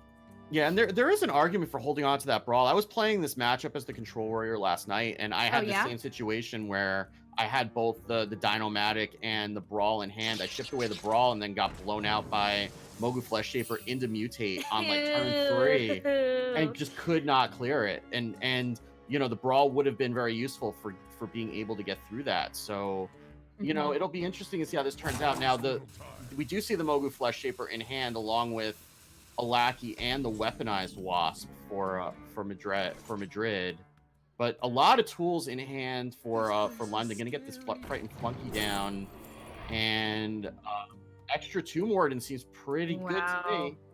Yeah, that's almost an insta pickup. I mean, I just really like the Tomb Warden play here. Heroic Innkeeper is a really interesting choice, and I think that's more situational. And I don't know if I'd play it unless you're super confident that you would be able to get the board presence necessary to do what Tomb Warden can do. But there really isn't a card in the meta right now that can do quite what Tomb Warden is capable of. Right, and they do. So Madrid does have Lackey into Sandstorm Elemental available to them. That would be a full clear. That would overload them. But they're trying to figure out probably if they want to save this Lackey for next turn to be able to get the value out of the weaponized wasp. Because especially with 2 of them in hand and no more Lackey generation on the horizon, I mean, they can play those out as 3/3s just to advance the quest. They're getting some value out of it, but not the kind of value you're obviously getting when you get that battle cry to trigger. But what if you're not doing that? What else are you doing? Are you just Sandstorm Elementaling and passing and letting them trade that off? It doesn't seem good either. Yeah, I don't. You just like. I feel like these cards only get better from fulfilling the quest. And sadly, it means that you have to play some of these, I guess, kind of unoptimally in order to get that quest finished. But I like the Kobold Lackey play. Go ahead and deal with one of the taunts. I mean, if you have to play the weaponized wasp as a 3/3, it's not the worst thing in the world. Like, obviously, you'd rather not, but, you know, having to play that next turn just to get the quest to tick up one is not awful this early in the game. Obviously, you want to be using it as a fireball later, but it doesn't always work out that way. No, unfortunately not. Sometimes they're just pesky. But the Dynamatic, this is more like something that I was a little concerned about for London versus Madrid. And it's just how devastating those, I can't remember the name of it right now. You'll see it. I think we're gonna get coin out like Restless Mummy, but you'll see what I'm talking about on turn 5 there. The Dynamatics. Dynamatic. That was the word I was looking for. No, I got it. Dynamatics are really, really problematic in this matchup. Yeah, I mean, they can be. And go and use the Bog Slosher to bring the Sandstorm Elemental back, which will be good for... It's only going to take off 1/2 of the Reborn minion, unfortunately, because they both go before the Reborn triggers. But it just gets that value out, gets another bigger minion for later, will help kind of protect the Evil Totem, because they really do want to get more than one tick of that off if they can. And we're going to see our second Mech Yeti of the day. Wow. This is a big tempo play here for London. I guess they feel very confident that they're not going to need the 10 damage later on, because they are getting off to a pretty good start here. It's taken a little bit to build up to the point where they can start getting a little aggressive, but London's getting very close. Yeah, you're going to see Madrid just play this Evil Totem out here, and it's just going to get them one Lackey, which will be enough to get this weaponized Wasp to be able to trigger and hopefully take out the other half of that Mech Yeti. That Ziliax could make that really awkward if that's the way that London wants to go. They also have the Dynamatic available to them, which would clear off if they bump into the totem first, will clear off this 4/4. That seems good too. Yeah, and still leaves the Ziliax available to them. Yeah, the Ziliax is better saved for a later time, and I don't think that this is quite the right time for it. But look at the double Tomb Warden in hand. This warrior's going to be really scary if you give it maybe 3 or more turns to fester. Whereas Madrid, they still have struggled to maintain any type of board presence here. And with the Quest Shaman, you don't really have firepower. That's not really what the deck is about. The deck is about building board presence and gaining leverage over your opponent by using some of those battle cries to also control their board. But against a control warrior, guess who's going to be doing it better? Yeah, and it's also unfortunate that they haven't found any novice engineers, haven't found any questing explorers to try to get a little bit more gas and open up some more of those kind of early plays where they can combo a lot of cheap minions. They've just been trying to just play stuff out and try not to fall behind too much. And finally get the quest done on turn 6. That'll help a lot. Yeah, I mean, they can go Faceless Lackey into our Megadillo. Oh, no. Good lord. I didn't want to interrupt you there, but No, the top you deck, the top deck, it's making making those man. two Wardens all the more scary. And this is what I was concerned about, is getting that Armageddillo on curve. Yeah, the Celiacs too, getting that buff. Oh my goodness, this is a disaster for Madrid. And I don't know if they can clear it, because so they got 7 mana. They're gonna have to go Hero Power, Faceless Lackey, and Weaponized Wasp. I think that'll let them play the Mogu Flesh Shaper for 1 and then trade it off. And that's the only play, because you cannot let the. I mean, even not knowing what we know, which is that hand is. Yeah. But you know, even not knowing what we know, that's still scary enough as it is with a hand of 6 cards, and that's a lot that they're gonna have to sink in, but it's necessary. It is super necessary. I mean, you have to clear that. If you give them another 2/2 buff, it's game over, regardless of what we know on this side of things. But this is the board presence that Madrid really needed in order to start doing something with the Quest Shaman. So I really hope that this can stick around a little bit, but knowing that there is a Super Collider and a Warpath in London's hand, I don't know how much of this is going to stick around. Even that Restless Mummy is going to do a lot to clear the board. Yeah, this is a complicated turn for London, because they have so many different ways to choose from to clear the board that it's like, well, which one of these amazing options do I choose? Like, it's like going to the ice cream store and not being able to choose which flavor and just asking for all of them. You can't go wrong. You just can't go wrong if you pick Rocky Road or Mint Chip or Vanilla. You know, there's some good options here. Yeah, I'll take them all. And they got like analysis paralysis almost, trying to figure out how to deal with this. Looks like the Super Collider is going to bump the 3/2 into the 2/1, just kind of preserving some of these resources and using the board, you know, in case there's some sort of disaster. We can see the former champ in hand that's going to, I would imagine, be coming out, unless they really just want to draw with this novice engineer. But that's going to be something that they're going to want to be able to save some more of the premium removal options for. And they are setting up for those Behemoth Tomb Wardens coming out next turn back to back. So just getting this board clear it doesn't really matter how they did it, as long as they do it to pave the way for that. Absolutely. I wonder if Swamp Queen Hagatha can do something here. I know you're not quite at the level of mana that you would need in order to play it, but this is good. Getting some card draw, getting some regeneration of resources.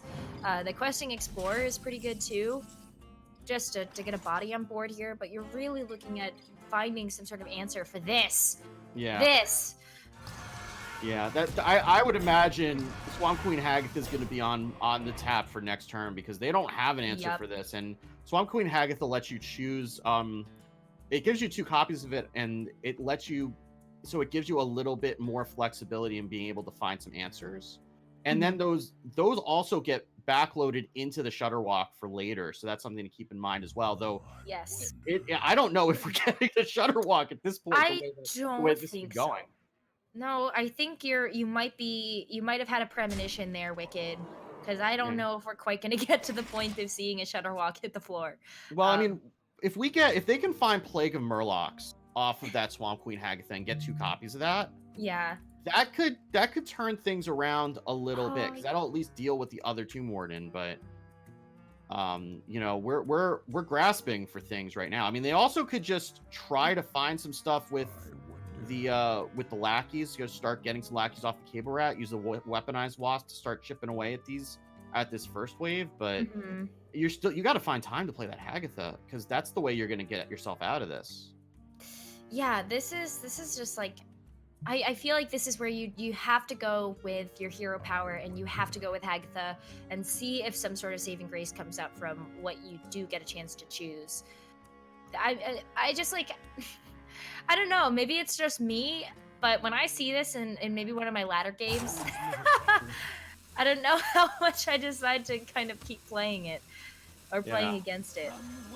Yeah, this is a you know, a tilt conceit if I've ever seen one. Plague of Murlocs does get found, Ooh, there's some hope here. and they get to choose again. They get to get a Witch's Brew, and looks Oh like yeah, a Stormbringer. Do it, yeah. So can we, if we can see what the first one picked up? So we picked up. Oh, they didn't actually go with Plague of Toads, with Plague of Murlocs. They went with Rain of Toads and Lava Burst, which is interesting. Reign of Toads is a very, very interesting choice for this, but I can see their line of thought where maybe if I can't beat their taunts, I join them and let's summon a couple of toads that'll soak up some of the damage and just slow down the game a little bit. But I really like the Stormbringer choice on the second horror that we did get a chance to create here, just because I think that there's some shenanigans to be had with transforming all of your minions into legendary minions, and you never know what you're going to get from that. So maybe that'll be the kind of the turning point here that Madrid was looking for. Yeah, that first one is going to be really awkward though, because it's going to overload them for 5. Yeah. And that's Both really of them going are to limit pretty their expensive. options. I mean, because you figure that you also have to take into account that you're going to need to be able to play your hero power. That really is going to limit their turn, the turn after they play that. But I mean, maybe they feel like it's worth it, and here comes London just clearing this off, hitting face with the mechs, and all of a sudden Madrid's down to 10 and needs to find some sort of a solution in a hurry. Ooh. Giggling Inventor will help. Giggling Inventor would help quite a bit here. I mean, go ahead and... I mean, yeah, I mean, the Warpath in hand is going to have something to say about that. The double Warpath in hand, actually. So that's not really going to be as much of a saving grace, but... I feel like you don't use... Well, Warpath is... I hate Warrior. I just hate Warrior. How do you really feel, Necro? I feel like I hate Warrior. Yeah, I don't know. I guess it's like I only dislike it because I really do like playing aggressive decks like the Quest Shaman. So whenever I get a chance to see a matchup like this, I feel for the Quest Shaman. I feel for whoever was bold enough to run that deck. Yeah, I do feel like this is kind of the fun police. Like, that's what Control Warrior is. It's the fun police. That is what it is. Yeah. I mean, like the Warpath is also the reason I really didn't like the Rain of Toads, because like Warpath, it doesn't matter if you get 6 of them. Warpath just clears them all up. Yeah, it is. You're right. But sometimes in the matchup, like, you have to go with what you think is going to save you for a little bit. And we're gonna go for the Stormbringer. Oh No, it's gonna do it again, and this is great. Oh, it cleared. No, it's not. It was great. No. It was great until the second activation went and cleared off that Jet-Click. Oh man, and Zuliak's coming in with the Magnetize. Control Warrior wins again. Oh man, that was like just like that split second where everything was right in the world, like, yes. and then no, there's a second one. Oh yeah. I mean, you forget about that. It's like, oh, it's great. Time Priestess Jet-Click, they're saved. No, they're not. Oh. Yeah, so it looks like it's going to have to be that combo priest that's going to have to take out the control warrior, which it very much can. The combo priest can just go. And yeah. No, you're absolutely right about that. Like, looking at all of the decks that Madrid decided to bring to this matchup, I think that the combo priest is the one that has the most consistent matchup against the control warrior. Like, you could definitely eke it out if you're lucky, but this is looking pretty good. This is a pretty good opening hand for this control priest too. Yeah. I mean, I'm not a combo priest player. I love priest. I hate Interfire priest, but oh wow, and with the silence too. But getting that power word shield available for either the injured Tolvier or for the Can't do and the anything beam about it. sidekick too. Good lord. Goodness gracious. Yeah, this is gonna get out of hand in a hurry. If And this is yeah. Yeah, I was just gonna say, like, this is so smart from Madrid because early game from a control warrior, you're not gonna really have anything to actually control the board. So this is where the combo priest comes in and does have that consistent matchup where if you have a very fast start like this, a very strong start from the priest, it's really easy to run away with this. Like, look, you're gonna get card draw, you have got power word shields, you've got the sidekick. And what does London really have to answer that right now? Coin out the Restless Mummy on turn 3, but by that point, you're already running away with the board. Yeah, I mean, they can get this injured Tolvier up to a 2/7. Oh yeah, 7. Yep. Yeah. By using a powered shield or the beaming sidekick along with healing it and drawing a card. And I mean, that's going to get it out of the range of coin Restless Mummy. It's really going to be shield block, coin, shield slam. That's going to be the only way that London's really going to be able to answer this. They have the shield block, but they don't have the shield slam, so they would have to pick it up off of one of their next 2 draws, or else things are going to get real painful and real quick. Yeah, and painful. Omega Assembly is not a shield slam, and No, it's not. Because if they don't do this, then if they don't try to find that shield slam, this is just going to get way out of range, and then they're really just relying on trying to find that one copy of Plague of Wrath or maybe a Brawl to try to clear this up, and neither of those look like particularly appealing options.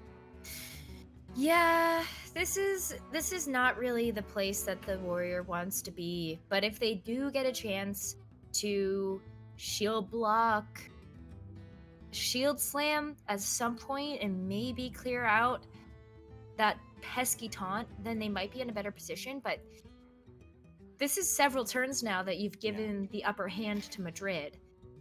Yeah, and it's going to get worse from here. I mean, we can see the inner fire, we can see the beaming sidekick, and we don't need caster vision for those things. The priest just always has them. No, that is quite true. Yeah, the priest somehow always seems to have those. Yeah, Super Collider could help, but they can make this pretty big if they want. If they want to go in with inner fire now, they could heal up to a 2/8 and then beaming sidekick, that's 3 mana, and then use the inner fire and make it a 10/10. They can do that. They can also just extra arms and keep hitting face with that. Just that's probably big enough as it is anyway. Yeah, I think you just go. If you're Madrid and you recognize that there is no way for London to have cleared this by now, go. Yeah. Press W. Go into the enemy. This is where I wish I played enough Overwatch to know Overwatch clips to throw back at you. No, it's good. That was the only one I had for you. Okay. You just gotta hit face at this point. Like 4/9 is so pesky for any sort of class. Yeah, let's go. We're going in. Go for it. Go all in at this point. Oh man. Targeting visor activated. Let's go. And another shield block. See, I found one. I did it. We did it, everybody. Fishing. You went fishing and you got the shield block, but that's about it. And it doesn't really do too much to stave off this 9 damage coming in on board. Yeah, and there's no good solutions now. Another inner fire picked up for Madrid, and I mean they can start building up the cleric if they want to. They're gonna heal the Tolvier and draw a little bit more. Wild Pyro will be good if this somehow gets cleared. I mean, they got to be thinking about Brawl probably. I feel like at this point, the minions that are on board have kind of done their job too. Yeah. So like, if it does get brawled, what you're left with either something that's gonna give you card draw, or you have a 9/10 beefy boy that's going to smack your opponent's face for you. I don't think you're too upset with either of those options if you're Madrid.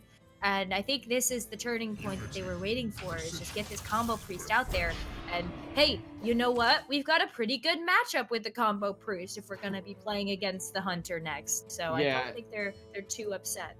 Yeah, and that's why I like that trade last turn going into the 1-2, just to get that out of the way in case there's brawl. And then this silence that's in hand now for Madrid can clean up the Ziliax, take away the healing, let the cleric clean that up, and then just keep pushing.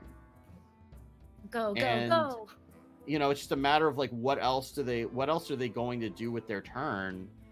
But I mean that silence seems pretty clear, and then just trade in, heal, and you know, I don't even know if they have to do anything else at this point. Just having the rest of this for reload. I mean, if this gets cleared, you have a Psycho Pump to bring back the Tolvir. Another Omega Assembly picked up for the... No brawl, no Plague of Wrath. Just going to try to Dynomatic and try to clear this Cleric off. Does at least snipe the Cleric. Yeah. And so that keeps them alive based on what's on board, but Madrid can just heal up the Tolvir and play another Inner Fire, and that's enough right there. Yeah, Inner Fire is it. That is going to be lethal. Who knew that you'd be able to use an Inner Fire for 1 extra point of damage? But it works in this case, and I think Madrid's feeling pretty good about this one. Yeah. But the matchup, too, that we're looking at now between London and Madrid is going to be London bringing out their third and final deck, which ends up being that Highlander Hunter. And how do you feel about that matchup? That could be... It depends on the Hunter's opening, but that actually is one of the harder matchups for the Combo Priest. The secrets can really mess around with your game plan. I mean, Freezing Trap, I mean, they're all... I mean, a lot of them are bad. I mean, Rat Trap in particular is bad, which we can see in the opening mulligan. Deadly Shot is a way that they can deal with a big minion on board. Freezing Trap can just wreck a game plan. Explosive Trap can take out a lot of the little things. And then, you know, they are counter pressuring.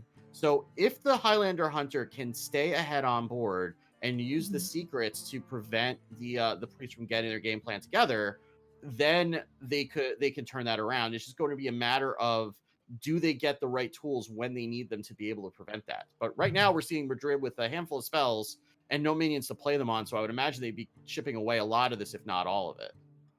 I feel like you might hold on to 1 Power Word Shield, just in case you get so lucky as to get a Tolvir Stone Shaper, or you know your card draw. Either of those pretty good options there for the Power Word Shield. But no, you're right. They are shipping away all of it. And no surprise to me that London's going to hold on to that Rat Trap.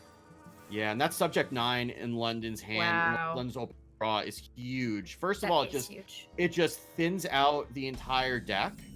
And it gives you access to all of those secrets that are so critical for disrupting the priest game plan. And then we see the Freezing Trap in hand too, just in case something early. They have a Freezing Trap, they have a Deadly Shot if something gets out of hand. They have a Rat Trap to kind of take away some of those pyro turns.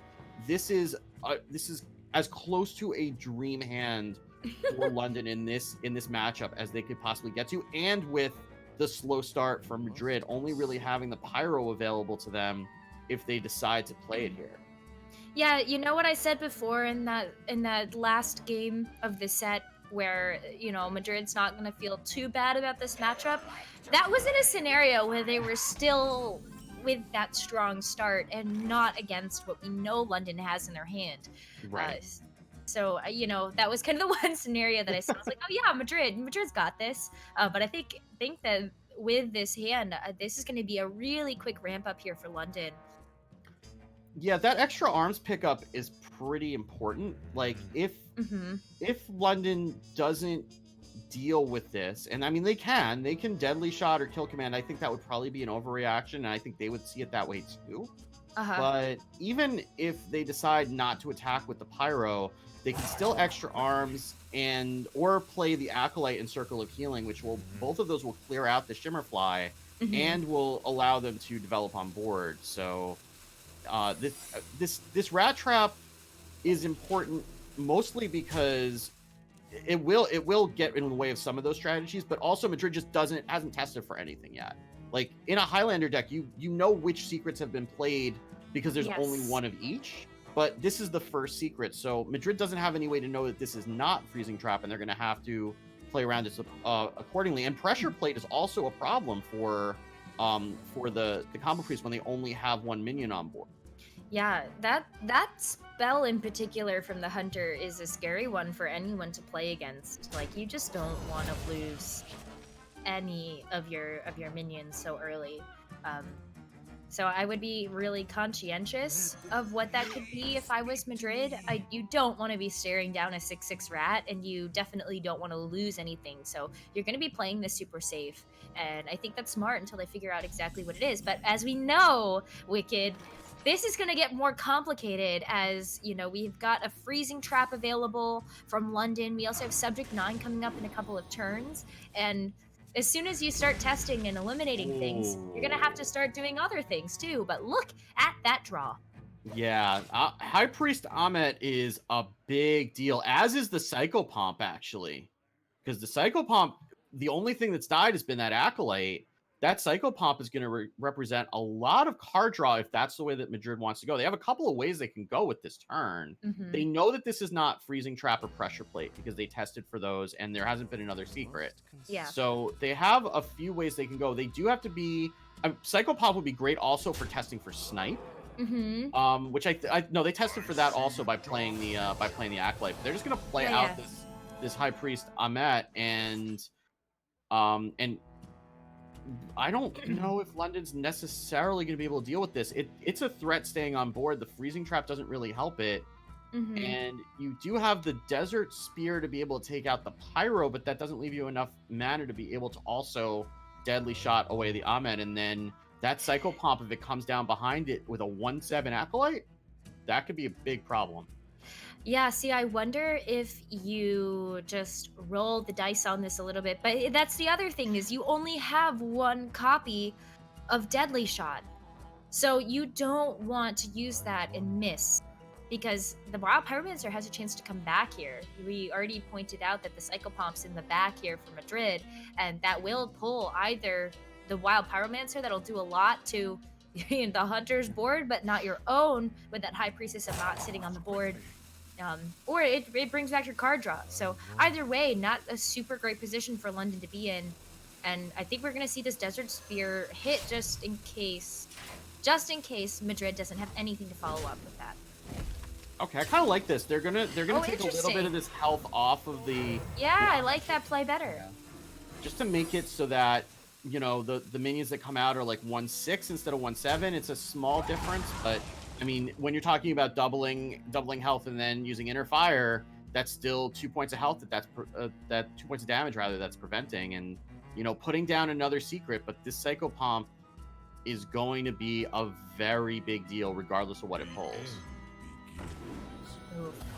And it's going to be a 3/6 Psychopomp and a 1/6 Acolyte. Ooh. That's a turn. And so now Madrid going to decide if they want to attack in. There may be some merit. I mean, the Ahmet's kind of done its job. If you have it for 6 mana later, if the game goes longer, it's not the worst thing in the world. Yeah. If it's explosive, you still get to draw a card and none of your minions go away. Those are really the only two possibilities they could be. It's also relevant to just not take the risk, because the Psychopomp is probably better for them to get frozen if it does come to that. And it's very unlikely that on 5 mana that London's gonna be able to remove this board. Yeah, that's a really, really tough position for London to be in. I think you just keep going with what you can here. Actually just not even going to test whether or not that's Freezing Trap. Probably knows at this point. I feel like Madrid has a lot of information, knowing what they tested for versus what they haven't seen yet, to know what those secrets are. Yeah. But here comes Subject 9. That might really turn things around. Yeah, I mean, they haven't attacked since the second secret was drawn. I think they probably have an idea that the first one is Rat Trap at this point. And now they're going to know that they're going to have the rest of them just to deal with, because everything else is coming out of the deck.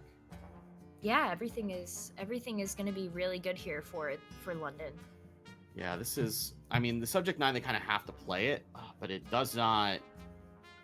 I mean, Desert Spear into attack into Houndmaster is a pretty strong turn, but not against this board. No. No, that doesn't really do what you hope it will. Second Northshire picked up, and we have a Oh, circle of man. healing. We have an extra arms. Injured Blade Um, Master, plus Bloody- Circle of Healing, plus Yeah. the Northshire Cleric. Yeah, I like because- this. Take the Cycle Pump back. Yeah, I mean that's going to be the best one. If it's going to be freezing, that's going to be the best one, and then they can decide when they want to play that again. And now it's just a matter of like, do you take more cards or do you just start? You know it's not pressure plate because you tested for that earlier. They're going to Right. go full Northshire. Looks like. Oh no, they put it back. I was worried there for You a were second. worried. Wow. Misplay, No. misplay. Just I kidding. mean, you do have. I mean, you have that Divine Spirit sitting in hand. There at 23. You could just double extra arms one of these also. Maybe you double extra arms the Ahmet. Looks like they're going to draw once, and then they're going to play out that Northshire Cleric. And just trade off this 4/4. Going to test for Snake Trap to see if that's what it is. Mm-hmm. And at least that eliminates it and brings it down to just Rat now. Get another draw off of this Acolyte, and then gets the Circle of Healing off, and that's going to draw 8 cards. I Why? am not sure about that. I mean, we're not playing Chef Nomi in this list, right? I don't think so. No, we're not. They That just does burned off. drop What did the they rat burn? What did they trap, burn too. off? I saw an Inner Fire get burned off, which is Yeah. not great. They do have a Topsy in hand. They burned a sidekick as well. That's not Yeah. bad. I like what I saw wasn't terrible. Like I think the Inner Fire was the only thing that came across the screen, and I was like, ooh, that one's gonna hurt a little bit if you were banking on that combination to win you this game. But Yeah. they have so much to stand on board. How as the hunter do you really deal with that? And I think that Madrid knows that there aren't too many answers right now that would really put them behind and take away some of this momentum. But I think they with the with the Circle of Healing card pickups, they got some really good pieces that they do need.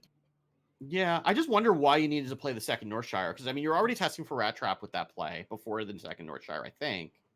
And like That's you drew, true. you drew 4 more cards, but you burned 3 of them. So I'm not 100% sure what the and now with that Acolyte is going to be an opportunity for the oh wow, and that swarm of locusts, holy cow. Oh, That's go for gonna- it. Go for it, London. Man, we're playing old school Mill Road now.